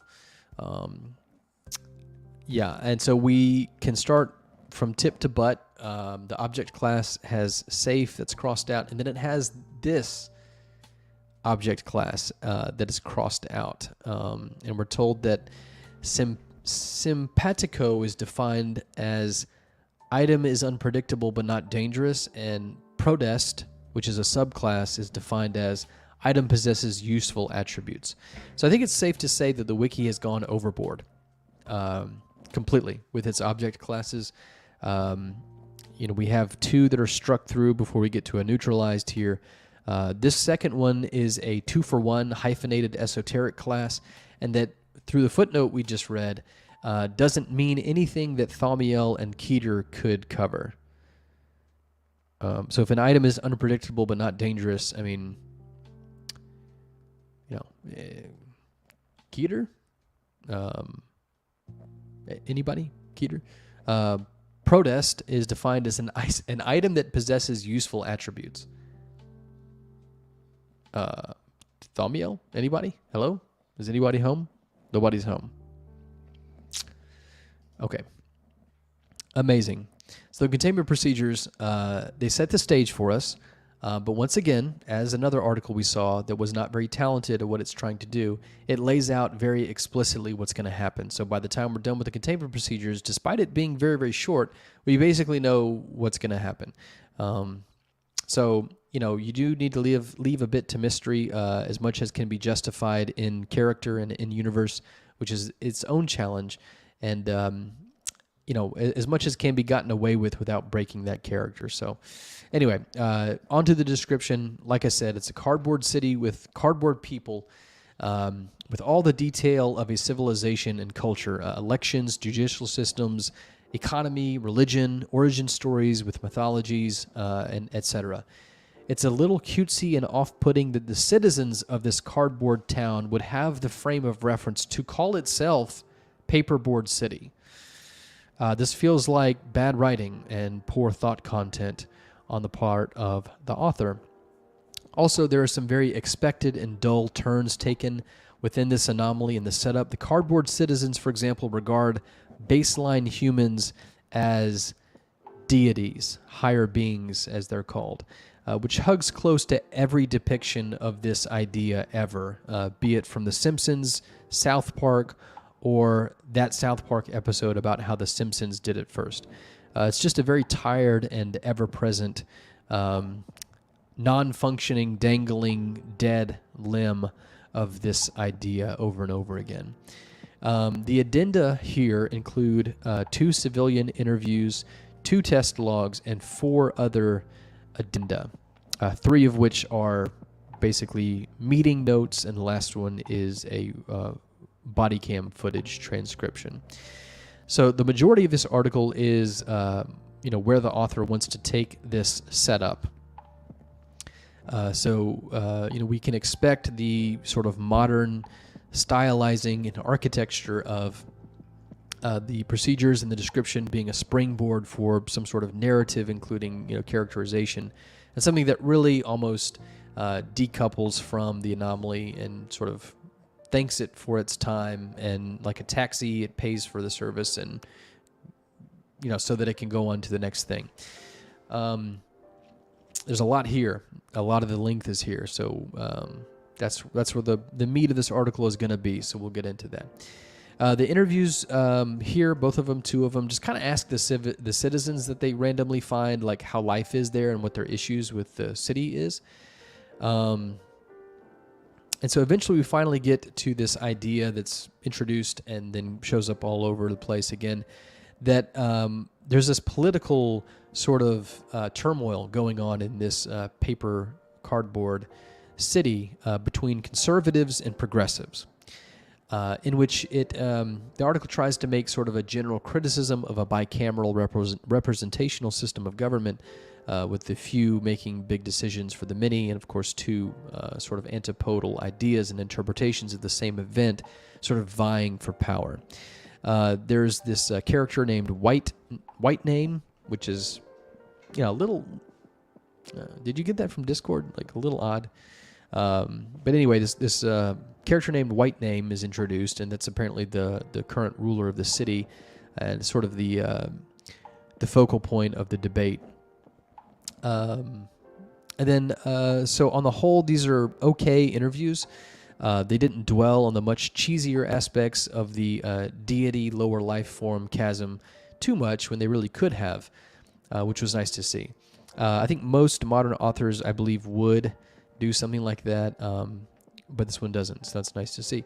There's pretty good and believable dialogue here that doesn't try to play any child-level comedic relief from the situation, and we get the general idea that a stark realism exists within these citizens as it does with us humans, in that life is fair but routinely mundane and rote and tiring, and sort of bends people over the years to sort of a slumped, hunched posture. Not just physically, but emotionally and existentially. So there's this tolerant nihilism present in the characters of the town so far that doesn't really stray too far from kind of how you would expect to see the modern, highly urban attitude. But by the same token, also comes off as just a little dull. There's no real differentiation and characterization between these little cardboard people than there are about just your average person on the street. So, there's some grammar issues here, like if you've noticed, these interviews have quotation marks. So some of these are not closed. I can't find a good example right now. You'll have to trust me on that, or go look yourself. Here's one. So this line right here, for example, we start the sentence, it's in quotations. It opens with a quotation mark. It does not end with a quotation mark. So I think this is generally why the SCP format doesn't bother with quotation marks in interviews. Quotes are necessary for things like traditional prose for books in order to clearly differentiate a character's words from the narrator's, but the interview format here really takes care of that. So it's really functionally unnecessary, and the only thing you're doing by using it is exposing yourself to mistakes like this that someone like me is going to notice and think that you just didn't read your article very carefully enough. You certainly missed that when I didn't. So as we move, we get some political philosophy thrown in on the line from one of these paperboard citizens that is here. Microcosm, give me a break. Don't diminish us because you're larger than us. So a little bit of philosophy there. There seems like there's some kind of profundity that's aimed at there, but it just seems a little too paper thin. Seems a little too small. And then the person's name is Prometheus, which, come on, it's a little... It's like that inclusion that thinks it's an Easter egg, that thinks it's being sly, like you don't see it, but it's like, okay, I see it. Like it's not. I don't know. Whatever. His name is Prometheus. Okay. So the testing logs. Let's go down here. The testing logs. They introduce the central mechanic of this article, and we can actually see this in one of the lines. It's actually exposed. Individuals within the SCP appear incapable of leaving the perimeter through human-made means. However, individuals can draft their own territory outside of SCP-6887 and may enter it. Okay, and then in the second interview, we sort of get the same thing, but just with a little extra information. If the residents of the SCP construct the ground, the land is fully habitable. Whereas if humans construct it, they can't get to it. There's like some invisible barrier. So given that the testing logs are short, as you can see, and not entirely exciting, events unfold in a pretty expected and ordinary way, for example, I'm not sure the testing logs are really necessary as a separate addendum in production. These few sentences that I've highlighted are really the crux of these tests, and I think it probably could have just been included in the description in a sentence, and had the same effect and less trouble. Same exact effect on the read. And the article sets up the Foundation as an antagonist to the progressive side of this political argument, because the progressive side of this argument wants to expand the paper city, which would complicate containment. Obviously, the Foundation is not wanting the city to expand, and so just incidentally side with the conservative side of this population, which doesn't want to expand, which wants to just stay tight-knit and taken care of in the space that they have. All right. The first of these 4 other addenda is an interview that is, again, about the political status of the town. The information of the debriefing right here is immediately repeated in a bulleted list. So it's just one of those, things that would have been done just one or the other. They both do the same thing, so just pick one. It's a little redundant. This is about the 3rd time in as many weeks that we've seen this tactic where you highlight, you render this action text in just a slightly lighter gray. So, I guess that kind of is just catching on for what that's worth. There's some really odd inclusions here to the tone that's kind of bordering on purple prose, like when the log describes the microphone as inharmonious, which I'm not sure why this transcription log would be interested in describing the recording quality of the microphone. Inharmonious just means that this is a poor recording. So the Foundation researcher here, Cook, seems to have been administered some kind of amnestic, because when one of the citizens uses the phrases higher being right here to refer to him, Cook is confused and asks the cardboard characters to explain or to elaborate. This is really, really oddly placed, because the first line from the very first cardboard person who is interviewed by Cook calls Cook a higher being. And there is no reaction from Cook at this moment, just only here much later. Don't know why. It's just kind of sloppy characterization and sequencing. This interview here, one of the first ones in these other section here, make it clear that the cardboard town was created by something of a drooling toddler. This angle of interrogation and world building is abruptly cut short by this line. It seemed like it was about to go somewhere, but Cook says, fascinating. Unfortunately, I lack any other questions regarding this right now. Rather, I'd like to get some insight into the political climate. So we're right back to the dull subject matter of the article that sort of returns to almost habitually, without thinking, sort of like it's magnetized to the dullest part of the article. Still at this distal point in the read, it's just a very basic debate about expansion. I think this is clearly attempting to be a mapping device for a larger thematic flashpoint, both of politics and perhaps even art. So, for example, we could force an interpretation on this to be something as immediate as the expansion of the SCP genre's rules and boundaries into other forms of prose, with those other elements being included as well. But it never really achieves that true commentary. What I just forced upon it is actually more than what this article offers at any point. Instead, it's just a generic and vague application of opposing political beliefs, sort of just stood up and postured towards one another as if we're playing with just stationary action figures. So the first interview appears to end simply because the plot needs it to. Johann has tapped Cook on the shoulder and gestured to his watch, shutting his notepad. Ah, damn, our time appears as though it is up. Oh well, feel free to return whenever you please. We're here to stay. So there's also some very unbelievable and problematic details that the author stuffs in forcefully in order to cover up the plot holes in this article. For example, this line right here. Ooh. Wait a minute. We've established this meeting as a call for help. We'll have to make this brief before the progressives learn that the higher beings are here.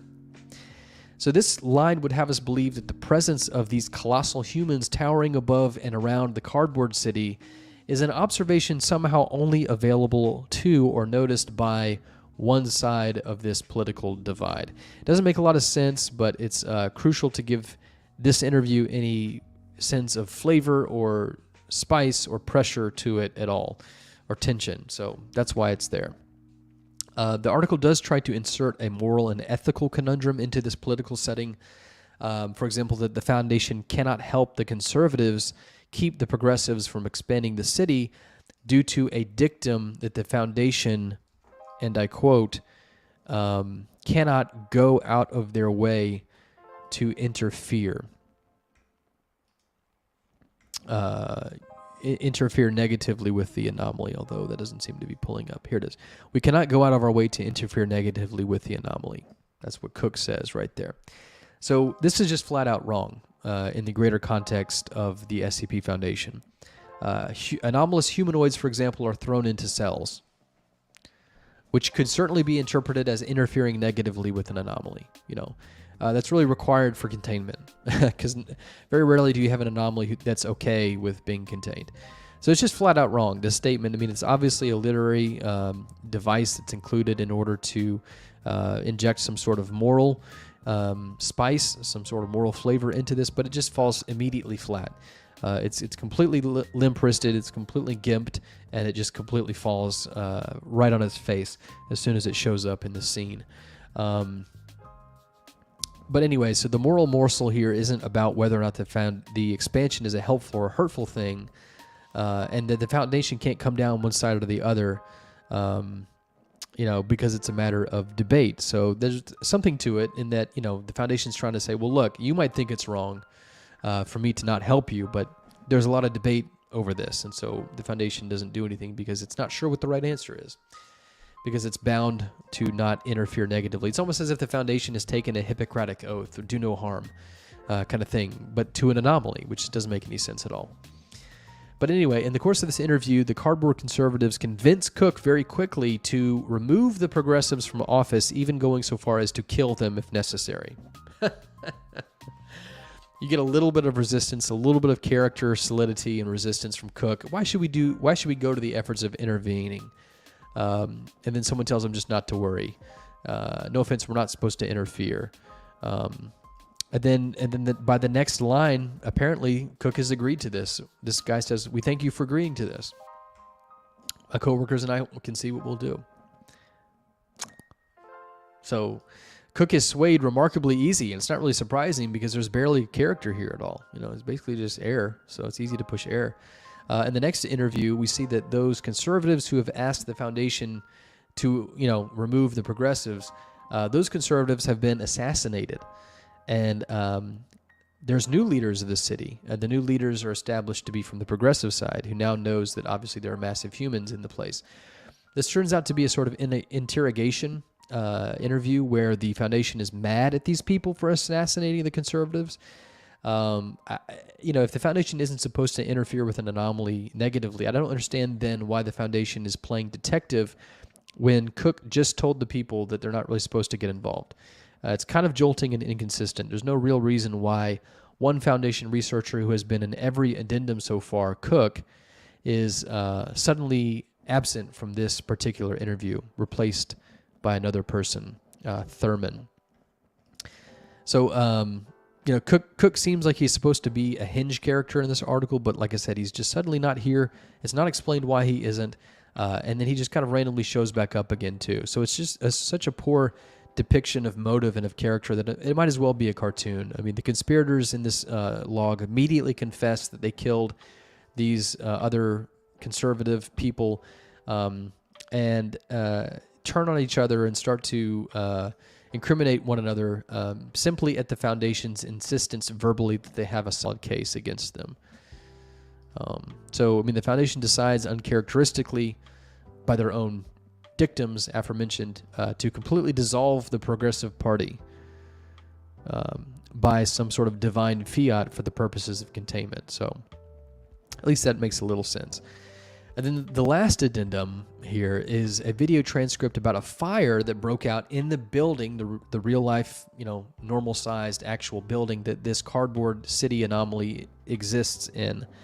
And this fire is a result of the political unrest between these two parties, with the situation sort of escalating after this assassination. Cook, like I said, is back inexplicably.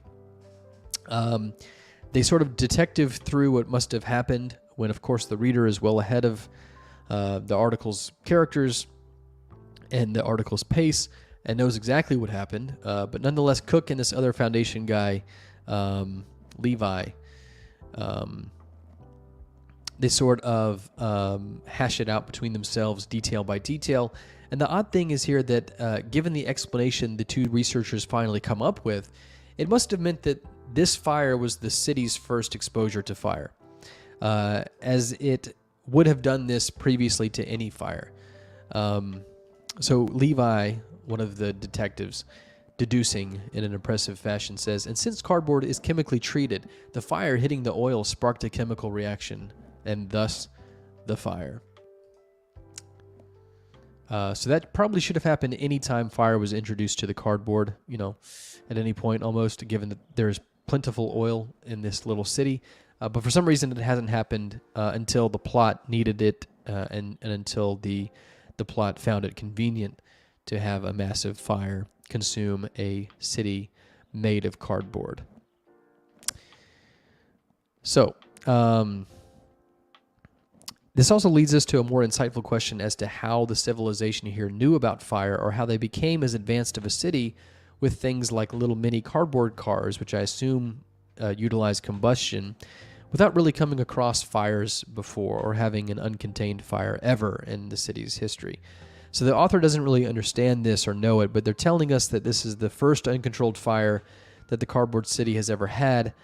And yet the city, with its intricacies mimicking human life, at the same time probably had something like a firefighting response team, which doesn't make a lot of sense. So it's really conceptually tangled due to a lack of knotting, a lack of proper knotting. So this is really on the whole, and it really ends after that, by the way. It's an unusually contrived article with plot conveniences thrown in at about 100 miles an hour and immediately where needed every single time without fail. We've seen a few passages so far, so I'll just put another pungent one just for demonstration's sake. So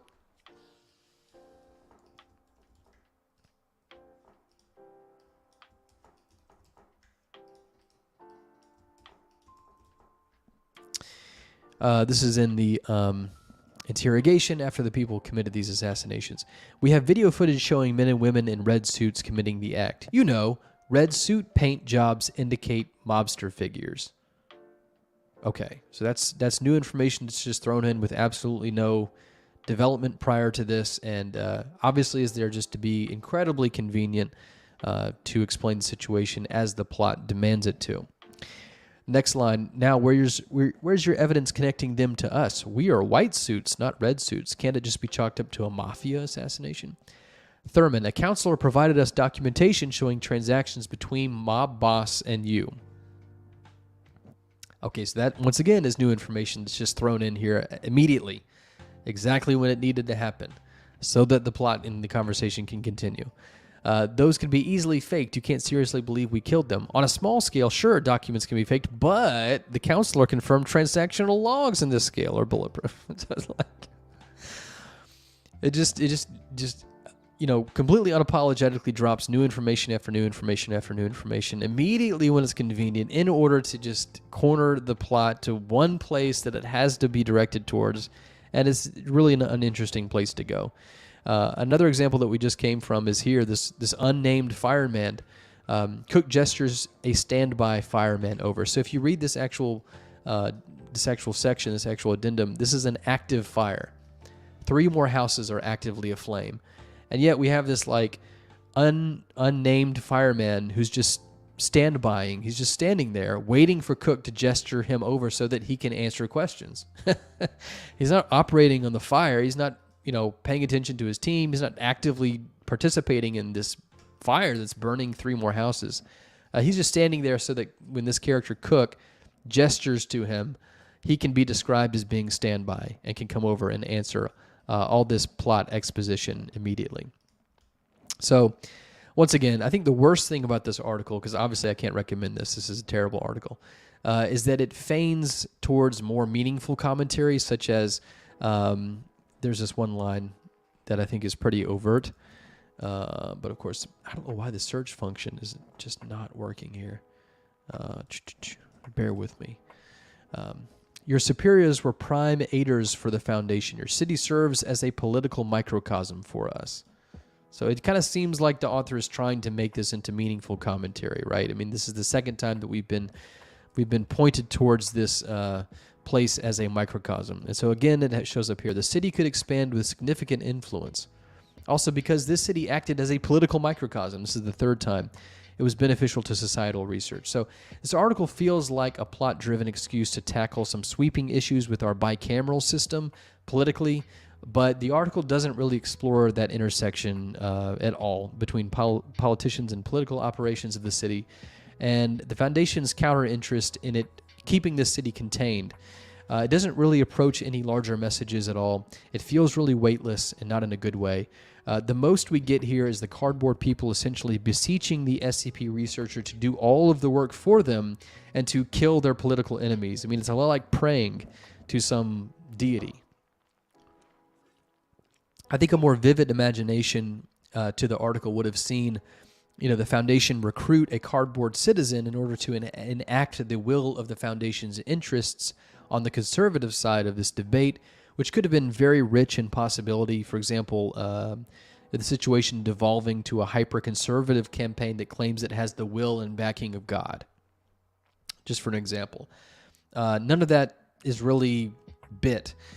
Just a ton of unused potential that's left on the workshop floor of this article. It's pretty dull. It's pretty unimaginative from the author. I think it's a real dud, a real non-starter of an idea. Instead of taking any interesting direction in this, we dwell in the stuffiness of board meeting rooms, and that has all the dullness of a timeshare pitch. It lacks any nuance to the political landscape here, at one point pinging the progressive side as the party of corruption, while having assassination coordination attempts going on with the conservatives as they say that line. So, I don't know. And then the successor of the conservative leader's character here is named Douche. I mean, the guy's named Douche. I mean, you named your character Douche. I mean, so it's not coded at all. It's just so bad. It's so obvious. It's kind of this childish black and white going on. Where one side is totally evil, the other side is totally blameless. So the characterization is honestly as small and flimsy as the tiny cardboard paper town. And then the end of the article, I think, is the worst part. It's just a miserable attempt at humor, like what we've seen already this week. It tries to incorporate that modern sort of finesse of the leave them with a laugh, kind of go out on a one-liner kind of joke. This is how the article ends. Yes, the damages will total about 4.2 million. We're talking about a cardboard town here. And this is denominated in United States dollars, USD. So, yes, the damages to the fire of this cardboard town will total about 4.2 million, and there are 13 known casualties. And then this guy says, Jesus, that will be tough to deal with. So it doesn't make any sense, but let's ignore that. And correct me if I'm wrong, but I think the italics of the very last two words, deal with, are supposed to imply some sort of pun, because that's how these things typically work. But I don't know what that pun could be. I don't know what this. I don't know what deal with what. Like, I'm sorry, it just does not work. So anyway, again, I hate to be so negative this week. I'm usually not this negative, but this is an exceptionally bad article. This article wouldn't survive RPC. It's just a bad look for the SCP. I hate to say that. Not that I think RPC is bad, but just that people at SCP think RPC is bad. And I'm telling you that this article would not survive RPC, period. So I'm going to leave the review of this article with one of its own lines to stand in for really the bottom line. And it's this line from this character. Why do we even care about this? It's a good question. So, in this case, when I give an article this bad of a review, I might not even tell you who the author is, but unfortunately the author told us. So that's another bad thing about stating your name at the offset. That's not a good idea in case things don't go well. All right, so we are really on our last, last two. This is SCP 6417. Appreciate y'all sticking in with me on a very long episode tonight. This is an anomalous tumor that spontaneously arises after attending a set of pregnancy welfare classes. Pretty interesting start. All right. So, content warnings. Let's honor those and start out with those just in case anybody watching needs these. This article contains mention of mild gore and parent and infant death. We do have another author self-advertisement, so full disclosure on this author. I do recognize this name from previous weeks again, but again, I'm pretty ambivalent on this author. I don't recall any huge successes or embarrassing failures, so whatever. The Conprocs do a good job setting the stage. That's what Conprocs are good for. That's what they should do. You can kind of think of Conprocs like that slow opening crawl of like Star Wars films. It's kind of what it should be doing. After reading the Conprocs, I was worried that this one could be a bit vague. But that whole thing about deducing the entirety of the article from the containment procedures, that's never a good sign. But that ended up not being the case here, so that's good news. So we get a little bit of an inclusion that wasn't expected, in that there is a sexually gratifying nature to this anomaly in the forms of dreams that this anomalous tumor impinges upon its subjects. And the nature of this attraction is paraphilic, so the attraction is towards this company's logo, as well as other logos. So it's logophilic. That's a new one for me. And then so the article takes really a masterful and delightfully fucked up turn when the exploding head that we are promised is a birthing mechanism for a newborn.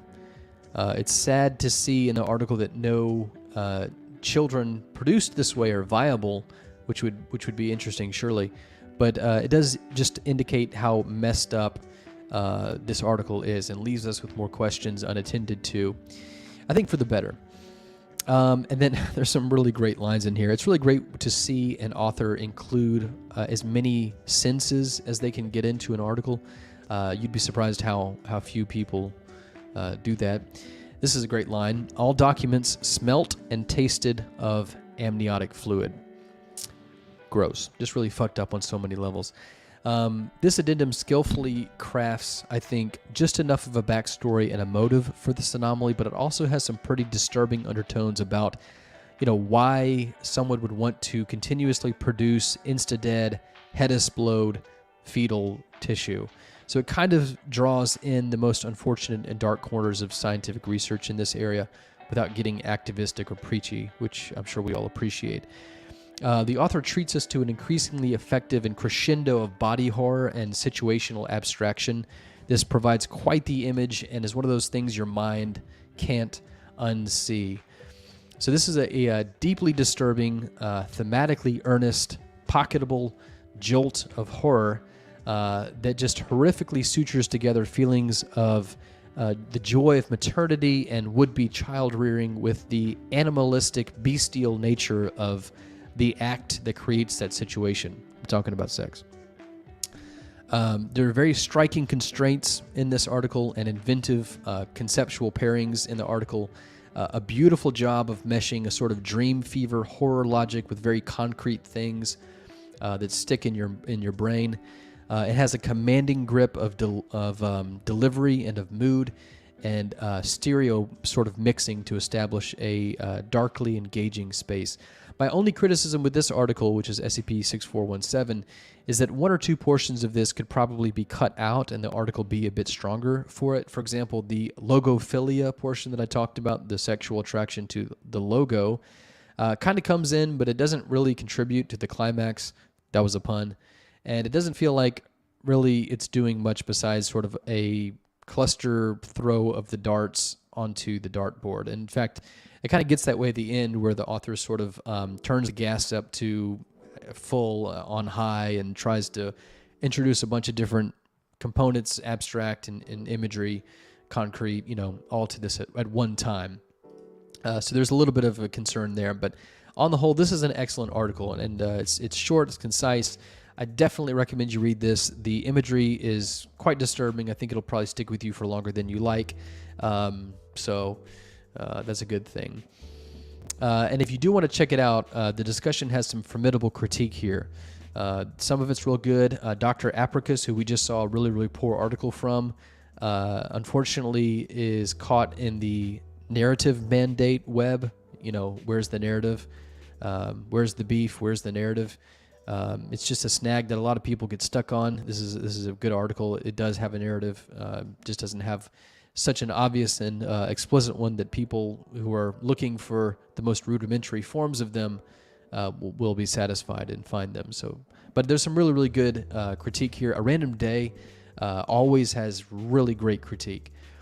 So anytime you see Random Day, check it out. Sword Lover also is someone who shows up a lot in the comments of articles and does a fantastic job. So I recommend you check out the commentary on this one. Lord Stonefish is a better author than Lord Stonefish is a critter, usually just leaving sort of bot level comments that could be compiled by an algorithm of some sort. Anyway, but this is a really good article. It's sad to see how talented articles like this are sort of bashed by people like A Random Day, while the vastly inferior ones go unscathed. And I understand that sometimes articles are so bad that they don't rise to the level of being worthy of commenting upon, which is sort of a backhanded compliment to this article from these critiquers. But hey, I'm reading them all. I mean, I guess I'm only doing this because I have a job to do that I give myself. But hey. In any case, the rating for this is way too low, in my opinion. I'll never not be astounded how these articles tend to do worse than some of the ones that are just objectively terrible, many of which we've seen. And then this individual, Lightless Lantern, also did SCP-6165, which was that one about weevils and minstrel blood and saplings in that town. So, we're starting to get a better picture of Lightless Lantern and how they do things. And, I'm pretty excited about this author. I think they do a fantastic job and have a real nice style in the works that they're developing. So good job to them. All right, SCP-6287, and this is, I think, the best one of the week. This one is, it's very rare that the highest rated article of the week is also the one that I think is the best. I usually disagree with SCP about that for a number of reasons. But there are rare instances, usually the top, 5%, top 2% of really, really good articles that we both agree upon. So SCP, I think, is very good at identifying the top 2% of very good articles and getting rid of the bottom 2% of very bad articles. But the rest of the percentage in there, it's almost a roulette kind of thing, in my opinion. But in this case, this is the best article of the week by far, in my opinion. This is SCP-6287. As you can see, it's incredibly short. I could almost pinch it with my eye on my finger here, and it'd be completely covered, which is a little subtle nod to what happens in this article. So I don't want to give this away. It's so short that I feel I can't really, summarize it without kind of ruining it for you. I definitely recommend you read this. I think it deserves every single upvote it has. It does so much. If I could just say something about it, it does so much with so little. It's a pretty common everyday idea that gets SCP-ified. That doesn't always work. But this one does. It's done in just the right way to mix gross feelings of that sort of like ooh vibe you get after you crunch a bug, and it kind of mixes those with manslaughter, but in a psychologically twisted smear of an article. The short form of this obviously maybe makes this article so incredibly directed, so sure of itself, with a ton of self-esteem. It's really hard to not like, hard to not celebrate this article. It's very good. It achieves a very nice twist that's thoroughly explained. Nothing is left on the bone in a very satisfying way. It's got lasting horror. Believe it or not, it's got a sufficient narrative in this amount of space as well. It even establishes some character sympathy here, all in record time. It's punchy, it's memorable, it's just an absolutely correct mix of movement and location. Even the title is incredibly clever here. which I think the title of this one is Small Town Living. That is a really good title for this one. So I think this is, like I said, the best article to come out of this week. And for once, I agree with the rating, the voting body at the SCP making it the highest rated this week. But it's a certified banger. It's a sensation. You have to read this article. It's really, really good. SCP-6287. And just to put the cherry on top, it's Dr.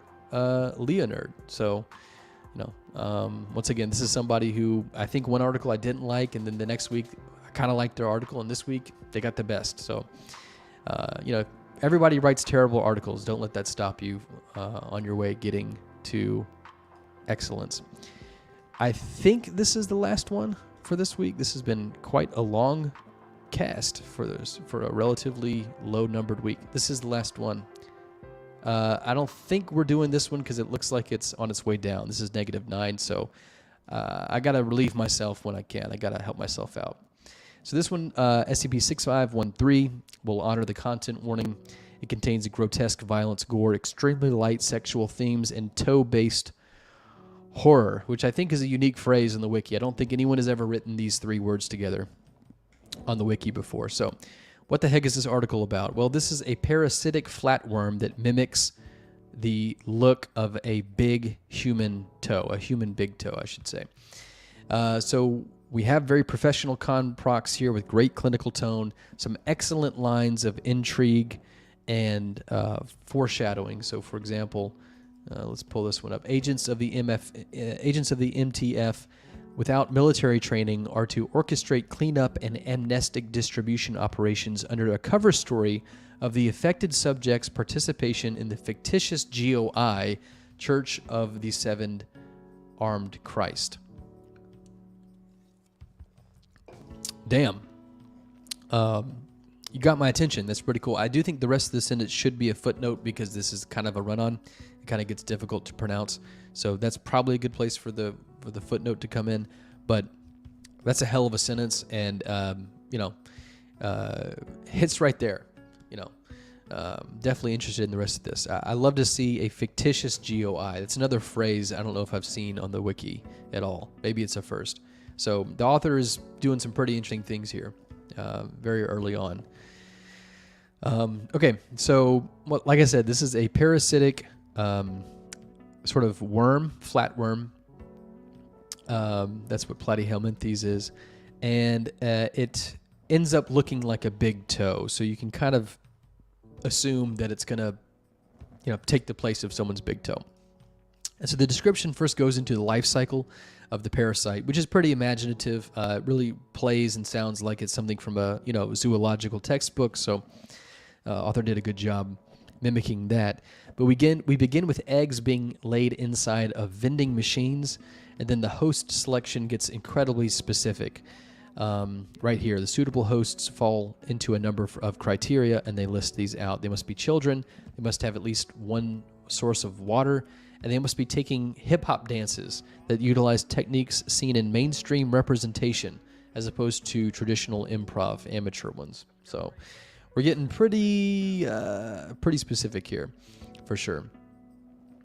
We do get a sort of pulling back of the curtain, and we get a nod to where the idea of this anomaly must have come from in this line right here, much in the same way that the parasitic isopod detaches and imitates the tongues of fish species. So it's pretty clear that that's probably where the author got the idea for this. They said, okay, so what if instead of a tongue for a fish, it was a toe on a human? So, but I love to catch sort of germinal phrases like this, where you can kind of peek in and see the thought process behind the article, and probably where the article came from, sort of its embryology and embryogenesis. Pretty cool to see that. So anyway, this is a pretty horrifying situation already, with the anomaly eating the toes of kids who are invested in dance. Thanks to the containment procedures, this whole time in the back of our mind, we understand that at some point something is going to explode in gory viscera. So at this point, who knows what it is? It could be the toe, it could be the whole kid. You never know. I'll always count these when I can see them. There's some great words here. paraambulation. So if you were listening to this whole thing and you remember, and I think the first article we talked about with the vampire boat, that article said that the vampire boat ambulated, and that didn't make any sense because the vampire boat does not walk. It's not bipedal and it does not walk. And that's what ambulation means. Ambulation is a term for walking. It's a medical term for walking. And so that was an improper use of it, and unfortunately, from what I can gather, that was essentially the author putting that word there because it was a $10 word for moving, whereas this author does it right. So this is the stage where this parasite begins to expand, growing organs that resemble additional toenails, and gets into an engorged rough sphere about 1 meter in diameter.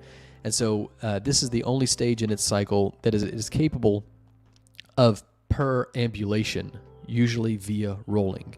So this is the permutation. This is the variant that I mentioned at the very beginning of this podcast 4 hours ago. My God, help me. Where the misuse of the word ambulation was perfected by someone who is much better at this and done properly, because there's not really walking in either of these situations.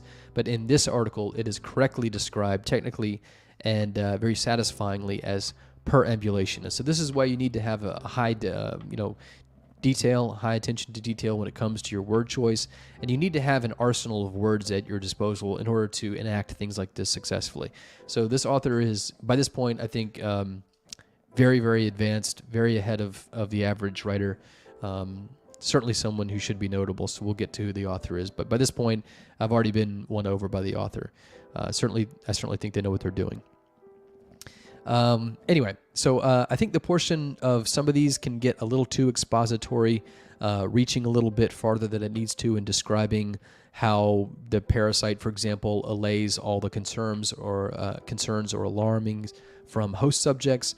But this is such a disturbing sequence to imagine as you read what happens in the typical life cycle of this parasite that it really rolls with that punch very well. And then we finally get to the explosion, which is neither the kid or the toe, but somehow neither and both.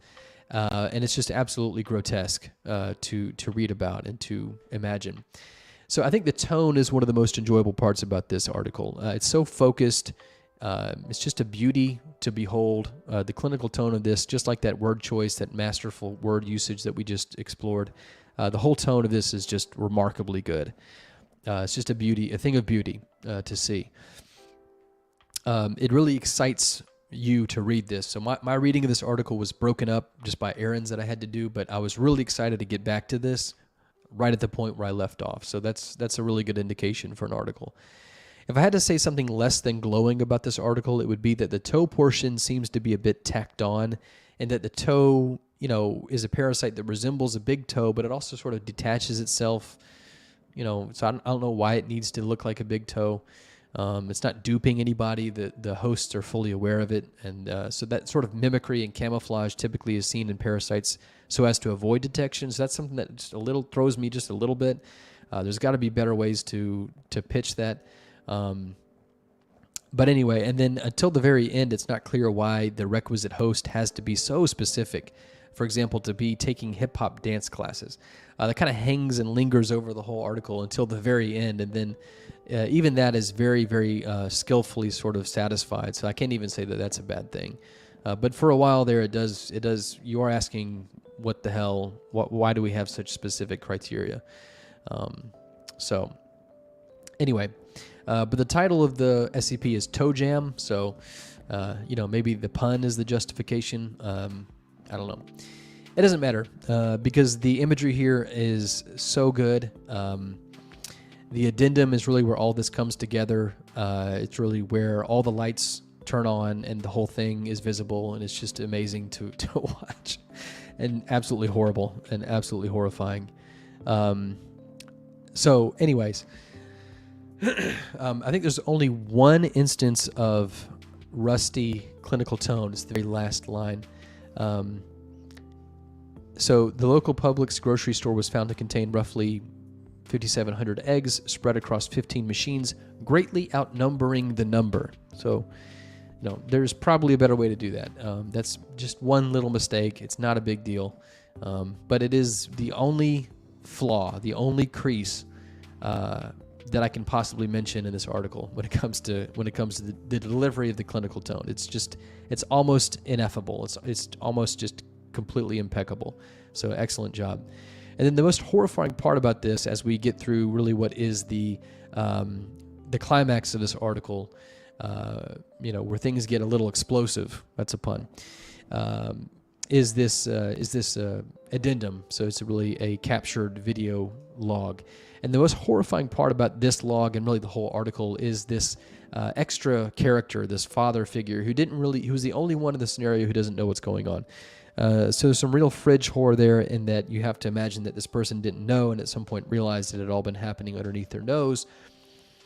But of course, it's also horrible because you have the perspective of the situation from that person who has no clue what's going on and walks in on just the worst, most elevated portion of the entire crescendo. So I also wanted to add what a great example this article is of repeating previous information without just repeating previous information. So the addendum, for example, details what we've already been told will happen. We've known this whole time that it incorporates people and then blows up, essentially. But instead of just repeating the information pretty blandly and verbatim, as in bad examples, this gets a lot more granular and explores those spaces left by the cold, removed clinical description of it from earlier. So you can see how the format and the tricks of the trade of this genre really sort of almost invite effective microscope sort of magnifications of the same material if you do it correctly. If you start off in a very removed, distant clinical tone, that leaves a lot of real estate for you to zoom in on in other places like the addenda. If you don't hit that clinical tone well at the beginning, you over-explain the containment procedures, you don't do it in that whole cold and removed fashion, you don't leave yourself or the reader any wiggle room in which to actually meaningfully repeat information and give you more detail about it. So that's another reason why clinical tone is important. It really engages and allows and unlocks a lot of really fundamental, very effective currents in this genre, in this style of writing. This is just a great example of that. So I guess you could say that this addendum really fleshes out the anomaly, or really rounds out the read, you could say. So yeah, this is a close second. If it wasn't for that article we just saw, this would probably be the recommendation of the week. It's very, very good. It's very, very good. It's just that the other one is as good and achieves just as much, if not more, in less space. So there's something to that I appreciate. So that's why this didn't ultimately get the nod. But the author is Lord Stonefish, so I'm not surprised to see that. Lord Stonefish is an excellent author who is way more than SCP-39999, or whatever that is, 39999. I would put 3999, maybe fourth in terms of their good articles. Maybe the fourth place slot. There's a lot of other good articles. I think this one, I hate to say that, it's just recency bias. I don't know if this is better than 3999, but anyway, 4012 is better than 3999 by far. It's not even close. So anyway, Lord Stonefish really can make anything make something out of anything. And if we look in the comments, they say this is their attempt at a murder monster. So I mean, that's fucking amazing. Whose murder monster can be better than that? I'm not too sure. We also have a really great supporting cast here with Assertive Roland, who we just looked at a bunch of great articles from. Uranium Empire is a really good author, and then Lightless Lantern, who we just saw, an article from that was pretty good. So definitely go check this one out, 6513. You should really check it out while you can, because it's not going to last on the SCP Wiki for a long time. Nothing to do with the rating. Obviously, that's at plus 30 in a day, so that's going to do very well for itself, as well it should. But just that, the licensing team and City Toast, they're going to take down this article because it mentions Publix. because it mentions a company, and you can't have that in the SCP Wiki because publics might come by and sue Lord Stonefish and take down the entirety of the SCP Wiki. So at some point, they'll have to delete this article in order to prevent that boogeyman possibility from happening. So I do recommend you read this article, and I recommend you read it before that happens, before they get their grubby hands on it. Anyways, so thank you all for hanging out. This has been almost 4.5 hours. I don't know why logistically it doesn't make any sense why this stream was much longer than the others. I did go into detail, but I always do that. So I can't really explain it. I have no clue. We had a relatively lower number of articles this week, but those are all the ones from this week. So tune in on Sunday to the Containment Fiction Magazine YouTube, where we do all of these articles in a minute and a half. Ascribing 5 words to each. That's always a fun time. I have all those 5 words typed up already, and hopefully they'll be a little fun, especially if you watch this stream. Don't forget to join us also tomorrow, which is SCP Meta. That's 11 a.m. Central Standard Time. We go for an hour. That's a call-in show, so you can join us here on Twitch if you'd like to participate and comment. You can also get onto our Discord server if you don't think that that's politically radioactive. And if you really want to interact in another way, you can do that through the number that's on the screen. We have a live phone number that we take calls from. We take criticisms, questions, trollage, anything you want. So it's 316-444-3115. That's our sort of weekly roundup about what's been going on in the space. We do talk about like drama, why not? And there's been a lot of drama. There always is, but today was really bad, wasn't it? We had a lot happen today. I don't know if you know about that. I got a lot to say about it. I have a shit ton to say about that. I'll be doing a victory lab, actually. So if you don't know what I'm talking about, or you want to get in on that conversation, that's going to happen tomorrow at 11 a.m. CST right here on Twitch. So check it out. And damn, y'all deserve a medal. Great job. What the hell are you doing with me up so late on a Friday night? Fuck. I appreciate you being here. Share the link. I know the people like this show. They just don't like me to know it. So share it around. I'm pretty sure it's a good tool. It's useful for people, and I love doing this stuff. I love reading containment fiction. I'm the biggest fan of it that you'll ever meet, and I really appreciate you joining. It really helps out. Feel free to comment too. I'm interested to hear what you have to say. All right, until next time, check us out. Tomorrow is when I'll see you again. This has been SCP CRNP, aka Like a Lepers. Take it easy. Have a good night.